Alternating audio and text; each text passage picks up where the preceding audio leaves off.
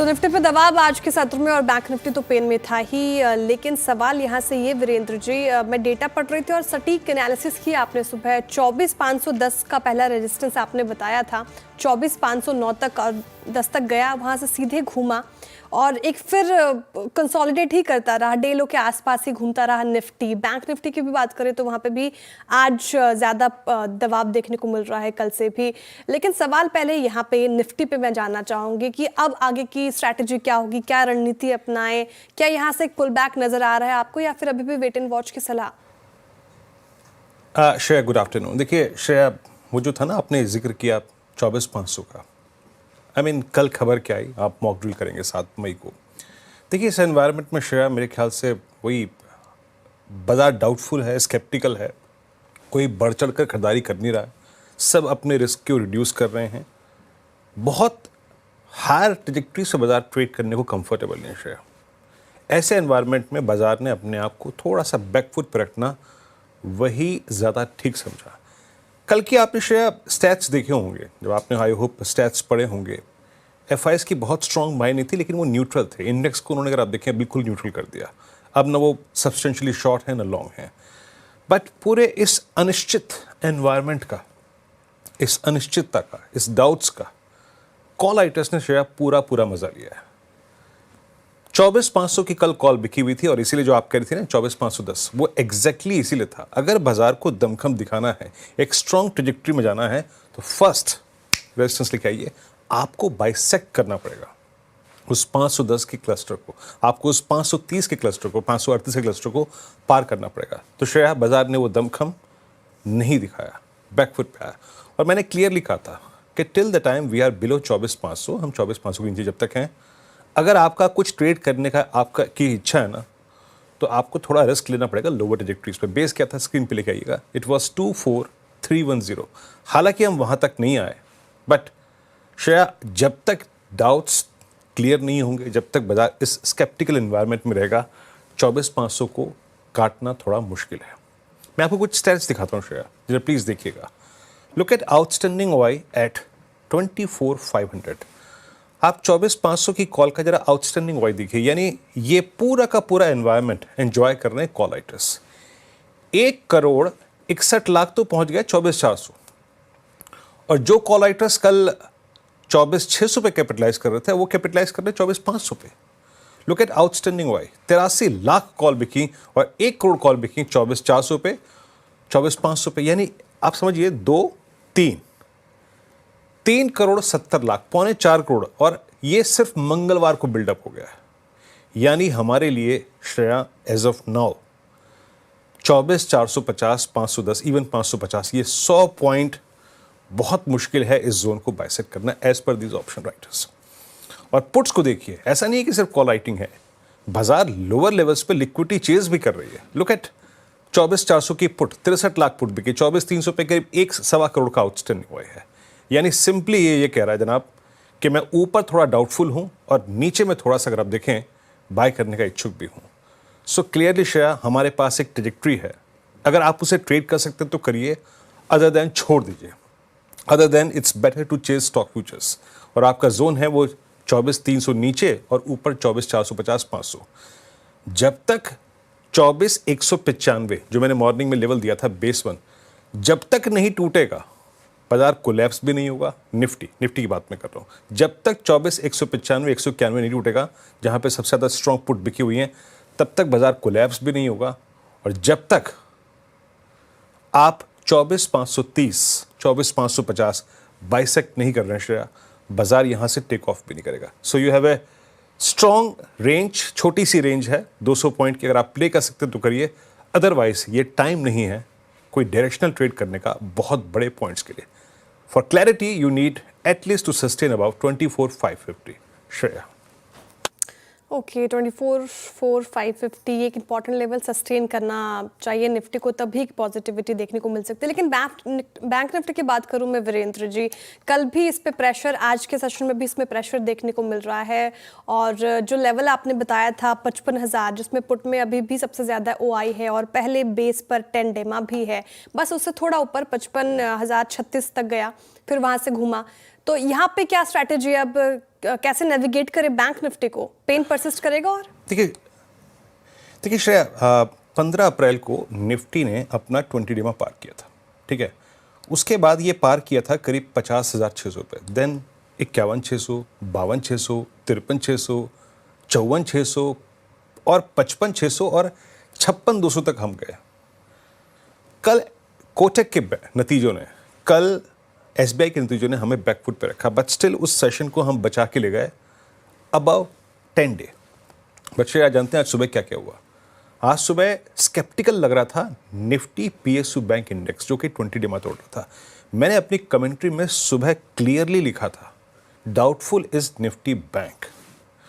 Base one screen पे लिखा आइएगा, और इसमें क्लियरली मेंशन था, जिसको ट्विटर पे लोगों ने रिस्पॉन्ड भी किया, if we violate base one which is sponsored by 10-day exponential moving average, a retracement towards base 2 looks possible and trade accordingly. आप तभी उसी को उस प्रकार से ट्रेड कीजिएगा, क्योंकि बेस 1 अगर टूट रहा है जनाब, आप अगर 15 अप्रैल के बाद पहली बार 10 डेमा तोड़ रहे हैं तो उसके पीछे कोई रीजन होगा, और ये आया। निफ्टी बैंक का जरा इंट्राडे लो देखिए, मोर और लेस वही 370-400 के जोन में रहा। तो कोई चीज़ डाउटफुल है ना श्रेया, तो इस बाजार में वो है बैंक निफ्टी। अगर हम 10 डेमा के नीचे क्लोज हो रहे हैं 55,700 के नीचे, तो शायद थोड़ी सी वीकनेस परसिस्ट करे और समय तक के लिए।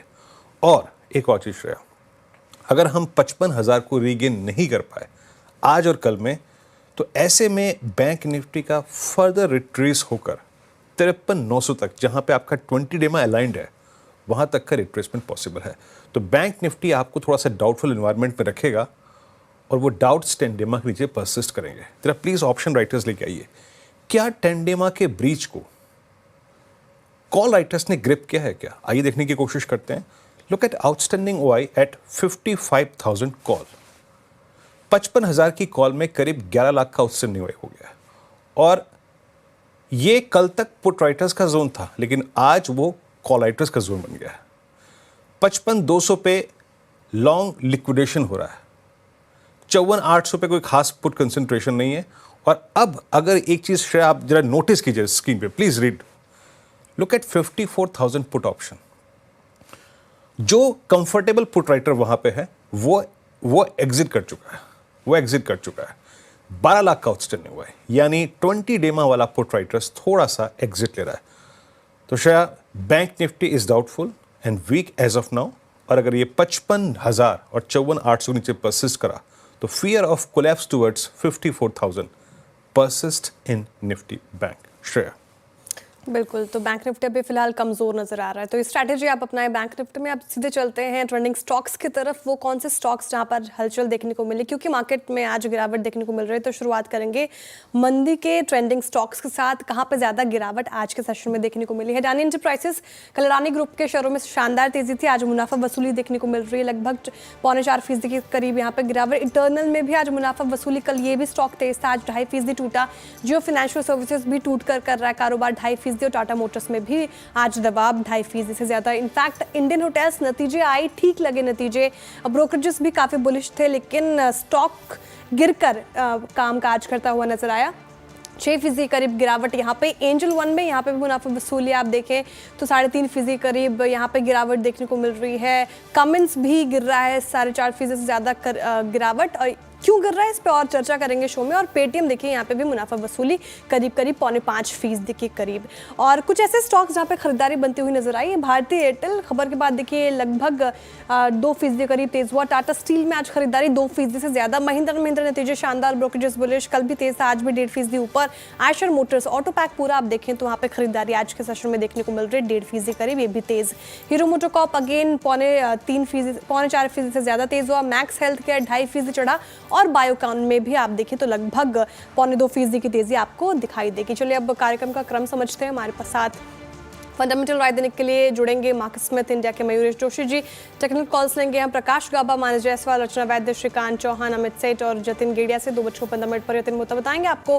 फार्मा शेयरों में गिरावट की है। 2:20 पर वमाक्ष बताएंगे आपको कमिंस का शेयर क्यों टूटा। 2:25 पर असीम मंजुंदा, भारतीय एक्सकॉम और इंडस्टार डील पर एक्सक्लूसिव खबर लेकर आएंगे। 2:30 बजे कंचन नौटियाल बताएंगे आपको कि देश में कहां कहां सीमेंट कीमतों में बढ़ोतरी हो रही है। 2:35 पर यतिन कोल इंडिया के नतीजों का अनुमान लेकर आएंगे। मंगलम आलू डाबर का प्रीव्यू देंगे, साथ ही कंचन नौटियाल बताएंगे आपको वोल्टास के नतीजों का अनुमान कैसा रह सकता है। फिर मिताली जैन से जानेंगे टाटा केमिकल्स के नतीजे। इसके अलावा 2:45 पर दिल्ली में ईवी पॉलिसी पर खास खबर लेकर आएंगे रोहन सिंह। 2:50 पर हमारे साथ होंगे इन्वेसेट पीएमएस के पार्टनर और रिसर्च हेड अनिरुद्ध गर्ग। 3:05 पर यतिन बताएंगे आपको डीलिंग रूम में किन शेयरों पर फोकस है। 3:10 पर वीरेंद्र जी से लेंगे कल के लिए स्ट्रैटेजी और 3:15 पर लेंगे बीटीएसटी एसटीबीटी कॉल्स। अभी ये था क्रम, ये था ट्रेंडिंग स्टॉक्स। अब एक काम करते हैं, यहाँ से ट्रेड्स पिक करना शुरू करते हैं। पूरा पैनल आपकी स्क्रीन पे है। Prakash sir, good afternoon. आपका ट्रेड क्या रहेगा सर इस वक्त का? Good afternoon to you. Trade रहेगा शॉर्ट साइड और स्टॉक का नाम है आईसीआईसीआई प्रू। ट्रेड कर रहा है 595 फॉर आईसीआईसीआई प्रू। मेरे ख्याल से स्टॉक होना चाहिए 600, 5 रुपए का। नियर टर्म टारगेट है करीब 585 पर, 10 रुपए का। तो 1:2 है ICICI Pru short. ICICI Prudential बिकवाली करने की राय गाबर जी की तरफ से आती हुई। मानस जी, वेरी गुड आफ्टरनून। आप बताइए आप क्या पिक कर रहे हैं आज के सेशन के लिए, सेल या बाय? गुड आफ्टरनून श्रेया जी। तो देखिए, बीएचईएल में बिकवाली करने का ट्रेड लेना है। अब स्टॉक अपने 20 डे मूविंग एवरेज के नीचे फिसल गया है। आज मॉर्निंग में 200 डे मूविंग एवरेज के नीचे फिसला था। मेरा समझना है कि यहाँ पर एक करेक्शन देखने को मिल सकता है, इसलिए बीएचईएल के फ्यूचर में बिकवाली करने की राय रहेगी। 226 रुपए का स्टॉप लॉस लगा रहा है बीएचईएल के फ्यूचर में और टारगेट सेट करेंगे 215 रुपए के। अगर चाहे तो 220 वाला पुट ऑप्शन ले सकते हैं। 9 रुपए पे ये ऑप्शन ट्रेड हो रहा है। इसमें आपको 7.5 रुपए के स्टॉप लॉस से खरीदारी करके चलनी है और 14 रुपीज के टारगेट से। ओके, तो ये आपका बीएचएल का ट्रेड हो गया सेल। 220 की पुट। जरा डॉक्टर साहब बीएचएल रखिएगा स्क्रीन पे एक बार प्लीज। इट्स ए सेल और 9.25 पे इसकी पुट ट्रेड कर रही है और 221.30 पे आपका यहाँ पर फ्यूचर्स ट्रेड कर रहे हैं। अच्छा मानस, एक चीज़ है, आप बधाई के पात्र हैं। आपका जो पॉली कैब का ट्रेड था वो बहुत ही शानदार रहा। Right now poly cab is top, I mean trending stock, मतलब जो इस वक्त डेरिवेटिव्स का गेनर है। और अर्निंग्स हालांकि याद रखिएगा आपके फेवर में गई। अर्निंग्स अच्छे थे, स्ट्रीट के एक्सपेक्टेशन से अच्छे थे।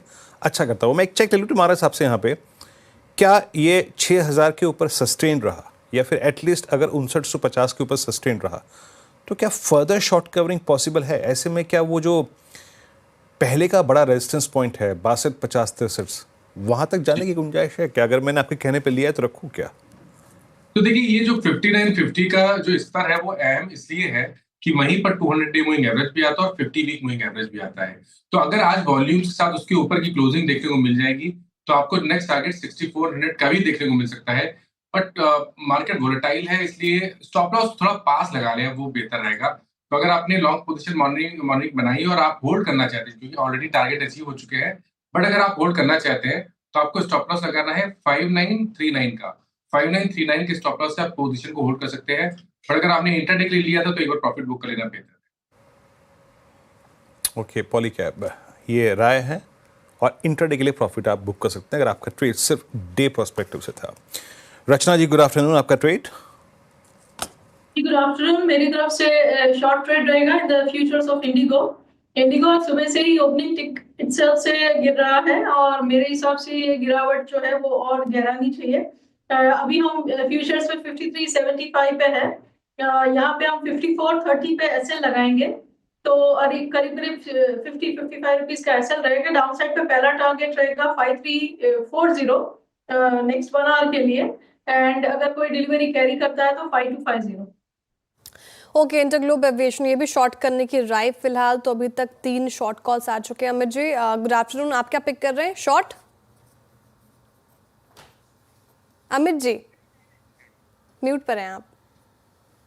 Good afternoon Shreya ji, good afternoon Virendra ji and everybody on the panel. Shreya ji, नहीं, मेरा ट्रेड लॉन्ग साइड पे रहेगा। मैं एचयूएल के साथ जाना चाहूंगा। एचयूएल 4-5 दिनों से कंसोलिडेट कर रहा था, एक कॉन्फ्लुएंस ऑफ मूविंग एवरेजेस पे 10, 20 और 50। आज के सत्र में जो हमने मूव देखा, पिछले 5 दिनों के हाई को इसने क्रॉस किया, एक साइडवेज कंसोलिडेशन से ऊपर निकला है। तो देख के लगता है कि at least 200 day exponential moving average तक जाएगा। एक छोटा सा 2350 का स्टॉप लॉस लगाएंगे और टारगेट्स रहेंगे 2425 के। ओके, यहाँ पर आपके टारगेट्स रहेंगे 2375 का आपका लॉन्ग ट्रेड है यहाँ पे, ठीक है। मूव अच्छा है यहाँ पर और डे हाई की ट्रैजेक्टरी मार्केट ट्रेड करता हुआ। जतिन गिरिया जी के पास चलते हैं। जतिन जी, गुड आफ्टरनून। आपका ट्रेड इस वक्त का? Good afternoon everyone. तो हमारा जो ट्रेड होगा वो भी एफएमसीजी पैक में से कोलगेट पामोलिव में होगा। कोलगेट ने अपने 20 डे एवरेज पे एक पुल बैक दिया है, वहां से एक बाइंग इंटरेस्ट देखने को मिल रहा है। Next leg of the up move start हो सकता है, तो कोलगेट पामोलिव में लॉन्ग करने की सलाह रहेगी। स्टॉप लॉस रखना होगा 2580 का, और ऊपर में 2725 के टारगेट एक्सपेक्टेड है। ओके, कोलगेट बाई साइड की रेड आती हुई जतिन जी की तरफ से। तो अभी तक आप देखिए तो गावस्कर ने ऐसे प्रूडेंशियल सेल करने की राय दी, मानस जी कह रहे हैं बीएचएल में आप बिकवाली कर रहे हैं, रचना जी कह रहे हैं इंडिगो के फ्यूचर्स में शॉर्ट की जाए, अमित जी कह रहे हैं एचयूएल आप खरीदें, साथ ही जतिन जी ने भी कोलगेट में खरीदारी की राय दी है फिलहाल। Mayuresh ji very good afternoon, आप बताइए आपका investment idea. Afternoon Shreya ji, afternoon Veeru ji, and afternoon to everyone on the panel. तो हमें लगता है, आई थिंक जैसे रिजल्ट सीजन का आगाज हो चुका है, हॉस्पिटल स्टॉक्स जैसे मैं बार बार कह रहा हूँ, ये शायद फ्लेवर और फोकस में रहे, और इसके मद्देनजर हमारे वॉच लिस्ट में अपोलो हॉस्पिटल्स जरूर आ रहा है दिस पॉइंट ऑफ टाइम।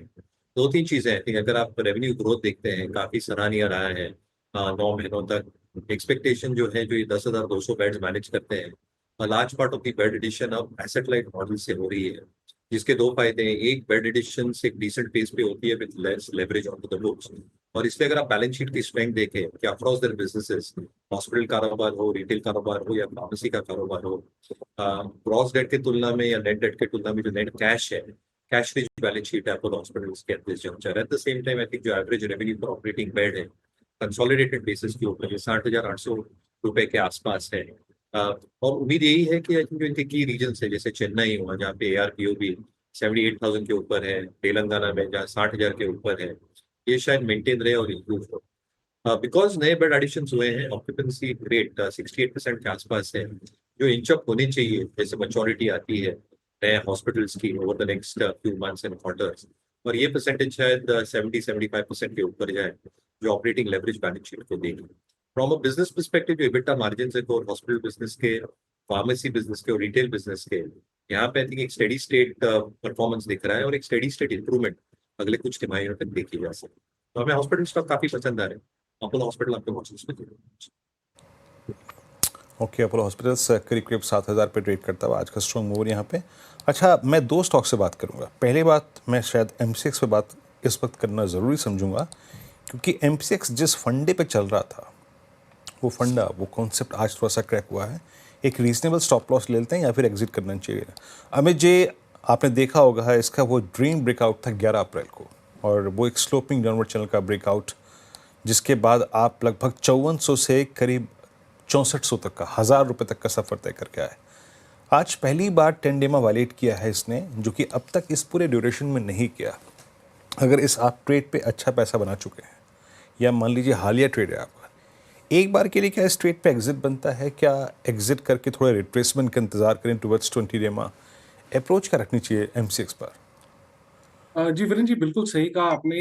काफी एक स्ट्रॉन्ग रनअप देखा था हमने स्टॉक में, और आज फर्स्ट टाइम हमने there are signs of profit booking, और थोड़ा सा स्टीप प्रॉफिट बुकिंग ये अगर कहा जाए तो ऑलमोस्ट 4% स्टॉक डाउन है, 10 day exponential moving average break किया है। जिस हिसाब से क्रैक आ रहा है, मुझे लग रहा है कि 20 डे में यहाँ पे आ सकता है 58-60 के आसपास। तो किसी की पोजीशन है तो एक बार मुनाफा जरूर बांध लेना चाहिए।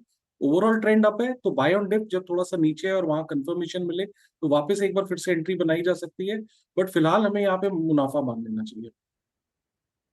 आप थोड़ा सा मुनाफा बांध लीजिए। थोड़ा सा अगर आप देखें अलार्मिंग है chart, and same is the case with the BSE as well. BSE ने भी ऐसे ही किया, और BSE में 27 मार्च से लेकर अब तक एक बहुत ही सिंगल डे ऐसा हुआ था, अदरवाइज BSE का लो हर सर्कमस्टेंसेस में 10 डे में रहा है, और अभी वो अलाइंड है अप्रॉक्सीमेटली 62-90-6300। वो वालेट हुआ, तो प्लीज़ ज़रा उस पर विचार कीजिएगा अपने ट्रेड को लेकर, बट ये इस वक्त डेलो पे आके ट्रेड करता हुआ। और एक final call, that's max health care. आज मेरी टीम में भी था, ये अच्छा करा, डे हाई पे आके ट्रेड करता हुआ, सुबह टॉप गेनर था। आपकी राय इस वक्त जतिन मैक्स पे क्या होगी? 1160। क्या मैं इस इन्वर्टेड फ्लैग के ब्रेकआउट को अभी भी चेस करूं क्या? हमें लगता है कि कहीं ना कहीं थोड़ा एक पुल बैक की राह देखे 11,545 1140 तक।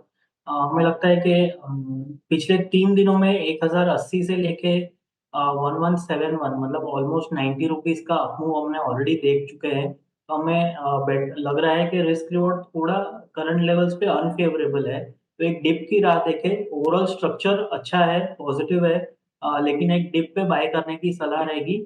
हमें लगता है कि ऊपर में ये 1228 तक अपसाइड में एक बार दिखा सकता है अपने को, लेकिन बाय ऑन डिप की सलाह रहेगी। स्ट्रक्चर अभी भी पॉजिटिव है। ओके, स्ट्रक्चर स्ट्रॉन्ग है। प्लीज़ मैं क्षमा चाहूँगा, मैं इसे इन्वर्टेड फ्लैग बोल गया। ये इन्वर्टेड फ्लैग नहीं, ये फ्लैग पैटर्न है और इन्वर्टेड हेड एंड शोल्डर है। तो मैं माफ़ी चाहूँगा अपने शब्दों के लिए। Shreya, over to you. जी बिल्कुल, मैक्स हेल्थ केयर, बायोडिप्स की रणनीति और पूरे स्पेस आप जो जिक्र कर रहे थे वीरेंद्र जी, बीएससी एमसीए से आप देखें इस पूरे स्पेस में सीडीएसएल सभी में गिरावट, एंजन वॉल भी आज गिरकर ही कारोबार कर रहा है, तो इस पूरे स्पेस में दबाव। साथ ही मयूरेश जी, इस होटल स्पेस पे मैं आपकी राय जानना चाहूँगी। आप इंडियन होटल्स देखें, आज नतीजे अच्छे लगे नज़र आ रहे थे, ब्रोकरेजेस भी बुलिश थे और ब्रोकर्स की भी माने तो इस पूरे स्पेस को लेकर वो बहुत ही ऑप्टिमिस्टिक है। फिर भी इंडियन होटल्स पर डेंट पड़ता हुआ नजर आया है। इस पूरे स्पेस पर आपकी राय, साथ ही इस पर्टिकुलर काउंटर को कैसे देख रहे हैं आप? पॉजिटिव रहेंगे हम स्पेस पे, क्योंकि दो चीजें हो रही है श्रेया जी काफी इंटरेस्टिंगली। अगर आप पूरे होटल स्पेस को मैप करें, जितने ऑर्गेनाइज प्लेयर्स है होटल स्पेस में, जितने अवेलेबल रूम्स हैं और अनऑर्गेनाइज मार्केट अगर हम मैप करते हैं, और जो एक्सपेक्टेशन है टूरिज्म ट्रैवल की अगले कुछ क्वार्टर्स और वर्षों के लिए, आई थिंक होटल रूम्स कम पड़ने वाले हैं। दूसरा आप देखें कि जो इंडियन होटल्स की प्लेसमेंट है specifically, I think right from premium hotels to entry level hotels, I think एक पूरा स्पेक्ट्रम इनके पास है। And generally for the space, I think जो एक एसेट लाइट मॉडल, जैसे मैं हॉस्पिटल्स की बात कर रहा था, similar model is probably getting followed, जिसकी वजह से बहुत ज्यादा डेट या लेवरेज बैलेंस शीट पे आती नहीं है।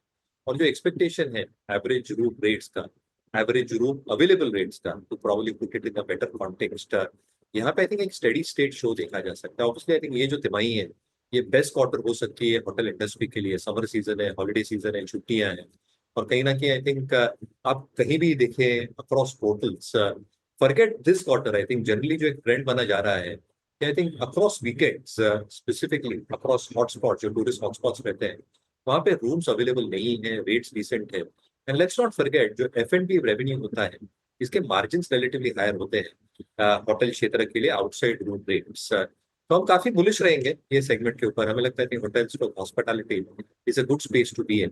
ऑब्वियसली आज जो आप देख रहे हैं जनरल मार्केट में जो एक वॉलेटिलिटी है, करेक्शन का फेस चल रहा है, क्योंकि the stocks are seeing some elements of profit booking, but stocks like Indian Hotel जिनके पास as an example Taj GV के मिड कैप स्पेस में, Lemon Tree, I think they should continue holding, क्योंकि अगले कुछ क्वार्टर्स में मुझे लगता है कि जो स्टेडी स्टेट अर्निंग्स है शायद ये स्पेस करना।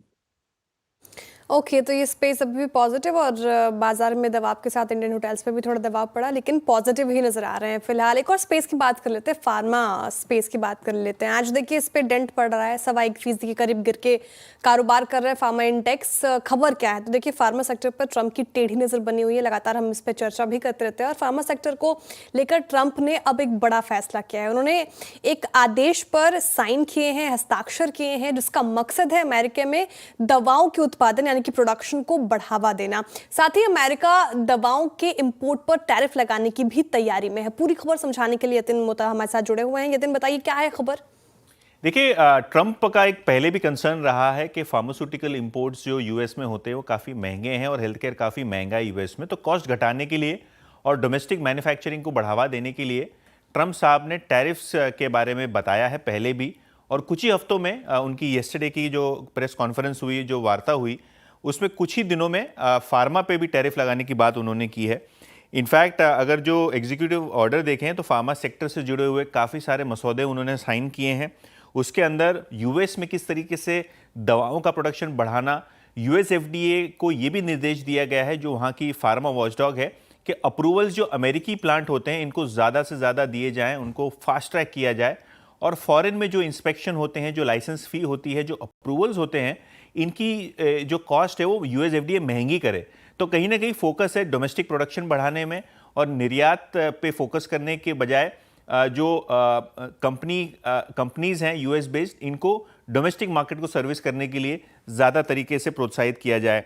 ऑब्वियसली अगर हम कौन सी यूएस मैन्युफैक्चरिंग को बढ़ावा देने वाली कंपनियों के बारे में बात करें तो रोश है, नोवार्टिस है, एली लिली है, जॉनसन एंड जॉनसन है। तो इन सारी कंपनियों ने यूएस में निवेश बढ़ाने के बारे में ऑब्वियसली केपेक्स प्लान्स अनाउंस किए हैं। भारतीय फार्मा सेक्टर पे कैसे असर होगा, क्योंकि ट्रंप ने अब एपीआई मैन्युफैक्चरिंग को भी बढ़ावा देने के लिए बात की है और उसको विदेशी जो प्लांट्स है उस पर यूएस एफडीए को सख्ती बरतने के लिए कहा है। वहाँ जांच की जाए, वहाँ क्वालिटी चेक की जाए। तो बहुत सारी चीज़ों पे रिस्ट्रिक्शन यूएस एफडीए को लाने के निर्देश प्रेसिडेंट ट्रंप ने दे दिए हैं। हालांकि अगर हम नुआमा की बात करें, जो इनकी जो रिपोर्ट आई है आज फार्मा सेक्टर पे, वो ये कह रहे हैं कि Ajanta, Torrent pharma, Divij lab जैसे काउंटर्स में खरीदारी करें, क्योंकि इनको लगता है कि जेनेरिक फार्मा, क्योंकि भारतीय कंपनी सस्ती दवाएं भेजती हैं यूएस में, जेनेरिक होती हैं, ब्रांडेड ड्रग्स नहीं होते हैं, तो इन जेनेरिक दवाओं को जो है ट्रंप टैरिफ नहीं लगाएगा, क्योंकि ऑलरेडी वो सस्ता होता है, तो कहीं ना कहीं हेल्थ केयर की कॉस्ट पे वो असर करेगा। इसके अलावा यूएस पॉलिसी इंप्लीमेंटेशन चाइना को टारगेट कर रहा है, क्योंकि चाइना से एक बड़ा एपीआई बिजनेस और एक रॉ मटेरियल इंपोर्ट होता है यूएस में, तो चाइना को कहीं ना कहीं घेरने की कोशिश की जा रही है, और इस तर्ज पे शायद भारतीय कंपनियों को फायदा होगा, ऐसा नुआमा को मानना है। ये एलिमेंट है जो आखिरी में यतिन ने कहा ना, I think that's cross benefits Indian कंपनियों को होगा, उसका जहन में रखिएगा। यतिन, बहुत बहुत शुक्रिया। मीनवाइल बैंक ऑफ बड़ौदा के नंबर आए, अभी हम फार्मा पे आएंगे, लेकिन बैंक ऑफ बड़ौदा के नंबर्स को देखते हैं। आई थिंक अगर आप बॉटम लाइन के फ्रंट पे देखें, नेट प्रॉफिट ये स्ट्रीट की एक्सपेक्टेशन से, हमारे अनुमान से कहीं बेहतर है, बट अगर एस्टिमेट्स में कहीं पर मिस है तो दैट नेट इंटरेस्ट इनकम, शुद्ध ब्याज आए, वो करीब 11,660 की एक्सपेक्टेशन थी, उसके वर्सेस करीब 11,019 करोड़ रुपए रहा। प्रॉफिट की फिगर यहाँ पे करीब 5,048 करोड़ रुपए की है। इसमें क्लियरली लगभग 250 करोड़ रुपए का पॉजिटिव डाइवर्जेंस है, मतलब हमारी एक्सपेक्टेशन से अच्छा है। और एसेट्स क्वालिटी ठीक रही, आई मीन नेट एनपीएस इनके करीब 0.58 वर्सेस 0.59, और इनकी जो ग्रॉस एनपीएस हैं उस पर भी थोड़ा सा कंट्रोल डिप है। It's I think 2 net NPA 0.59, that's okay. और ये दैट्स द फिगर। ये जो फिगर है थोड़ी सी अगर आप देखें, हमारे अनुमान से थोड़ा सा इसमें नेगेटिव डाइवर्जेंस है। और देखिए एक्चुअली बीओबी जो था ना, वो चला भी बहुत था। दरअसल बीओबी 3 फरवरी को 190 से 260 तक का सफ़र तय किया था, तो वो क्लियरली थोड़ी सी on a single divergence crack होता हुआ। मानस हल्का सा एक टेक पॉइंट अपना रेस कीजिएगा, इसने अभी 20 डे में तोड़ दिया है। दैट मीन्स वो जो फ्लो था, अप स्विंग था, वो इन नंबर्स के बाद टूट रहा है। आपका टेक क्या होगा? देखिए, व्यू तो नेगेटिव है। डिस्क्लोजर है कि इस पे हमने एक सेल रिकमेंडेशन मॉर्निंग में दिया था अपने क्लाइंट्स को। वो अभी भी पोजीशन ओपन है। मेरा समझना है कि स्टॉक 235 रुपए, जहां पर 200 डे मूविंग एवरेज है, उसको टच कर सकता है, और उसके नीचे में भी 230 तक के भाव भी देखने को मिल सकते हैं। तो स्ट्रक्चर नेगेटिव है, इस गिरावट पे खरीदारी नहीं। ओके, स्ट्रक्चर नेगेटिव है, बैंक ऑफ बड़ौदा अभी गिरावट में खरीदारी की राय नहीं, अभी शॉर्ट करने के लिए फिलहाल कह रहे हैं। ये स्ट्रैटेजी आप अपनाएं बैंक ऑफ बड़ौदा, और काफ़ी ज़्यादा करेक्ट भी हो चुका है। लगभग आप देखें तो 4.5% से ज़्यादा का डेंट अभी पड़ता हुआ नज़र आया है। नेट इंटरेस्ट में भी आप देखें तो वहाँ पे भी कमी देखने को मिली है। लेकिन फार्मा पे बात कर रहे थे, यतिन ने खबर बताई और हम समझ रहे थे उसको। मयूरेश जी, इस खबर को आप कैसे देख रहे हैं? आज जिस तरीके से डेंट पड़ता नजर आया है पूरे फार्मा पैक पर, लेकिन कुछ ऐसे स्टॉक्स भी बताए जहां पे पॉजिटिव इसका इम्पैक्ट पड़ेगा। इसके बाद आपका क्या होगा एनालिसिस फार्मा सेक्टर को लेकर? I think selectively the sector should do well, Shreya जी। हमारे ओपिनियन में आई थिंक काफी जो लीडरशिप वाले स्टॉक्स हैं, आप कोई भी स्टॉक देख लीजिए, वो सन फार्मा हो, लुपिन हो, डॉक्टर रेड्डीज हो, सिप्ला हो, अच्छा खासा जो इन्होंने एक पाइपलाइन बनाया है एएनडीएस का, एनडीएस का, जिसे हम स्पेशलिटी पाइपलाइन या स्पेशलिटी ड्रग्स कहते हैं। A large part of that portfolio is going through phase 2, phase 3 trials. अब जनरली ड्रग बनाने में 3 फेजेस लगते हैं ट्रायल्स के, और जैसे फेज 3 क्लियर हो जाता है, I think they submit that application with the clinical results, और उसके बाद एफडीए के अप्रूवल आने के बाद उनको एक एक्सक्लूसिविटी मिलती है for that drug for a time period, जिसमें रेवेन्यू का एक कॉन्ट्रीब्यूशन और मार्जिन काफी सिग्निफिकेंट रहते हैं, क्योंकि ये प्लेस के बाद एक सिग्निफिकेंट पाइपलाइन बनी हुई है फेज 2, फेज 3 की। और रेवलिमिट जैसे फेज आउट हो जाएगा अगले 1 वर्ष में, they'll have to probably introduce new drugs to the market, which they are already in the process of. कहीं ना कहीं I think एक compensatory effect जरूर देखा जाएगा from Revlimid के जो loss of sales होने वाले हैं as that drug probably gets off patent in the next 1 year. Having said that, I think जो margins हैं और जो R&D spends है, a large part of that is front loaded for a lot of these pharma companies. और उम्मीद हम यही लगाए बैठे हैं कि जो R&D spends हो सकते हैं normalize हो सकते हैं, which means EBITDA margins should stabilize. और कहीं ना कहीं I think as more drugs probably come off the block companies के लिए शायद एक इंप्रूवमेंट भी देखी जा सकती है मार्जिन परफॉर्मेंस में। तो मैं बिल्कुल बेरिश नहीं रहूंगा सेक्टर पे। आई थिंक सिलेक्टिवली जो लीडरशिप स्टॉक्स है, या फिर रेटिंग्स, रैंकिंग, इंस्टीट्यूशन होल्डिंग जो हम कैंसिल में देखते हैं, ये सारे पैरामीटर्स फुलफिल करते हैं। Sun Pharma as an example from the large cap names, Cipla from the large cap names, mid caps में से स्ट्राइड्स फार्मा, ये स्टॉक शायद एक बेहतर प्रदर्शन कर में एंड क्लियर डिस्क्लेमर, शायद ये स्टॉक्स हमारे ग्लोबल पोर्टफोलियोज में शामिल हैं। ओके, सन फार्मा, सिप्ला, स्ट्राइक जैसे काउंटर से बेहतर प्रदर्शन करते हुए नजर आ सकते हैं। फिलहाल ये राय फार्मा स्पेस पर और एक खबर की बात करते हैं, इसको एड्रेस कर रहे थे। देखिए, भारतीय हेक्साकॉम और इंडस स्टार डील में देरी हो सकती है। सरकार कंपनी की TCIL के मुताबिक दोनों कंपनियों के बीच टावर बिक्री प्रतिक्रिया पूरी तरह से पारदर्शी नहीं थी। और ज्यादा डिटेल जानते हम हमारे संवाददाता असीम मनचंदा से। बताइए असीम जी, क्या है खबर, कहाँ असमंजस, कहाँ फंस रहा है मामला? देखिए, भारतीय हेक्साकॉम अपने टावर का ट्रांसफर इंडस टावर को करना चाहती थी और इसके लिए उसने ग्रांट थॉर्ंटन से वैल्यूएशन कराया था। 1134 करोड़ रुपए की ये पूरी डील थी, लेकिन इसके अंदर TCIL को लूप में नहीं रखा गया था। TCIL की 15% की हिस्सेदारी भारतीय हेक्साकॉम के अंदर है, तो TCIL ने इसका विरोध किया और उसके बाद से इस डील को ठंडे बस्ते के अंदर डाल दिया। अब TCIL के मुताबिक दोबारा से इसके ऊपर प्रोसेस शुरू करने की तैयारी चल रही है, लेकिन ये प्रोसेस पूरी तरह से पारदर्शी होगी। इसके लिए जो DIPAM की गाइडलाइंस है उसका पालन किया जाएगा, यानी कि ओपन टेंडर, ओपन प्रोसेस होगी और ओपन टेंडर के जरिए इसका वैल्यूएशन दोबारा से किया जाएगा। तो इससे ये उम्मीद है कि जो TCIL है उसको एक बेहतर वैल्यूएशन अपने टावर की जो एसेट्स है उसका मिल सकेगा। तो TCIL ने इसका जो पुरानी डील थी उसका विरोध किया और दोबारा से वैल्यूएशन करने की तैयारी शुरू हो गई है। शुक्रिया असीम इस पूरी खबर के लिए। तो ये टावर डील जो है वो थोड़ी फॉर द टाइमिंग ठंडे बस्ते पे है। मैं आऊँगा असीम आपके पास, मैं इस खबर पे आऊँगा, लेकिन उससे पहले जरा प्लीज़ BOB लेके आइएगा। वो जो बात हो रही थी ना कि बैंक्स थोड़े से स्केप्टिकल हैं और बैंक्स जो हैं इस वक्त किसी भी हल्के से नेगेटिव डाइवर्जेंस को वो इस प्राइस पे एक्सेप्ट नहीं करेंगे। क्या बात हुई थी अभी कि 240 पे इसका वायलेट हो रहा है, 20 डे में ब्रीच हो सकता है ये पूरा का पूरा मोमेंटम। अब ये जो है वो क्रैक होकर 234, ये प्राइस एग्जैक्टली इसका 200 डे एक्सपोनेंशियल मूविंग एवरेज है जो इसने रीगेन किया था 28 मार्च को। तो आप देख रहे हैं कि किस तरीके का डेंट पड़ रहा है। लेकिन बैंक निफ्टी आपकी स्क्रीन पे, बैंक निफ्टी भी थोड़ा सा इसके बाद पुश आया है 54,453 पे, बट बैंक्स में थोड़ा सा अगर आप देखें बिहेवियर खराब है। मयूरेश, आप क्या कहेंगे बैंक ऑफ बड़ौदा, ये नंबर्स आपको कैसे लगे और ये NIS के फ्रंट पे जो थोड़ा डाइवर्जेंस आया है कैसे रीड करना चाहिए? पूरा PSU बैंक्स कोलैप्स हो रहे हैं, जिस कोलैप्स को, जिस इस बार की अनवाइंडिंग को ट्रिगर किया है SBI ने। क्या कहना है आपका बैंक्स पर, PSU बैंक्स पर? हम सिलेक्टिवली पॉजिटिव रहेंगे। इनफैक्ट थोड़े बैंक ऑफ बड़ौदा के नंबर्स थोड़ी डिटेल में देखने पड़ेंगे कि अगर ये मिस हुआ है तो किन कारणों की वजह से हुआ है। बट रैली भी आई थिंक ठीक ठाक रही है Viru ji, honestly I think for the sector as हो, प्राइवेट हो या पब्लिक स्पेस हो। और कहीं ना कहीं आई थिंक जो एक वॉलेटिलिटी का दौर चल रहा है, आई थिंक यहाँ पे भी आई थिंक एक प्रॉफिट बुकिंग हो रही है। ऑब्वियसली आई थिंक जितने नंबर्स आए हैं बैंक्स के अब तक, I think are not at all bad. In fact काफी एनकरेजिंग नंबर्स है, मैनेजमेंट कमेंट्री काफी एनकरेजिंग है, बिकॉज काफी मैनेजमेंट्स का कहना यही है कि जो लोन एडवांसेस ग्रोथ थी वो डेलिबरेटली उन्होंने स्लो डाउन की थी। But at some point of time जैसे कंजम्पशन बढ़ेगा, because of tax cuts, because of better monsoons, rural consumption बढ़ेगा। कहीं ना कहीं हम देख रहे हैं कि MSME, SME के जो एक एडवांसेस ग्रोथ है वहां पे भी बढ़ोतरी हो सकती है। सेकंड हाफ में एक इंटरेस्ट रेट का साइकिल आने की वजह से निम्स और स्प्रेड्स में एक पॉजिटिव इम्पैक्ट देखा जा सकता है। बॉन्ड मूवमेंट की वजह से जो AFS पोर्टफोलियो है ट्रेजरी बुक का, वहाँ पे एक पॉजिटिव इम्पैक्ट देखा जा सकता है। जो PCR है स्पेसिफिकली वीरू जी PSU बैंक्स के लिए, ये लार्जली एंड वाइडली कवर्ड। इसका मतलब यही हुआ कि जो रिकवरीज ये बैंक्स कर सकते हैं ये डायरेक्टली बॉटम लाइन पे आएंगे। इसलिए मुझे नहीं लगता आई थिंक कि for the banking universe as a whole I think नतीजे खराब थे।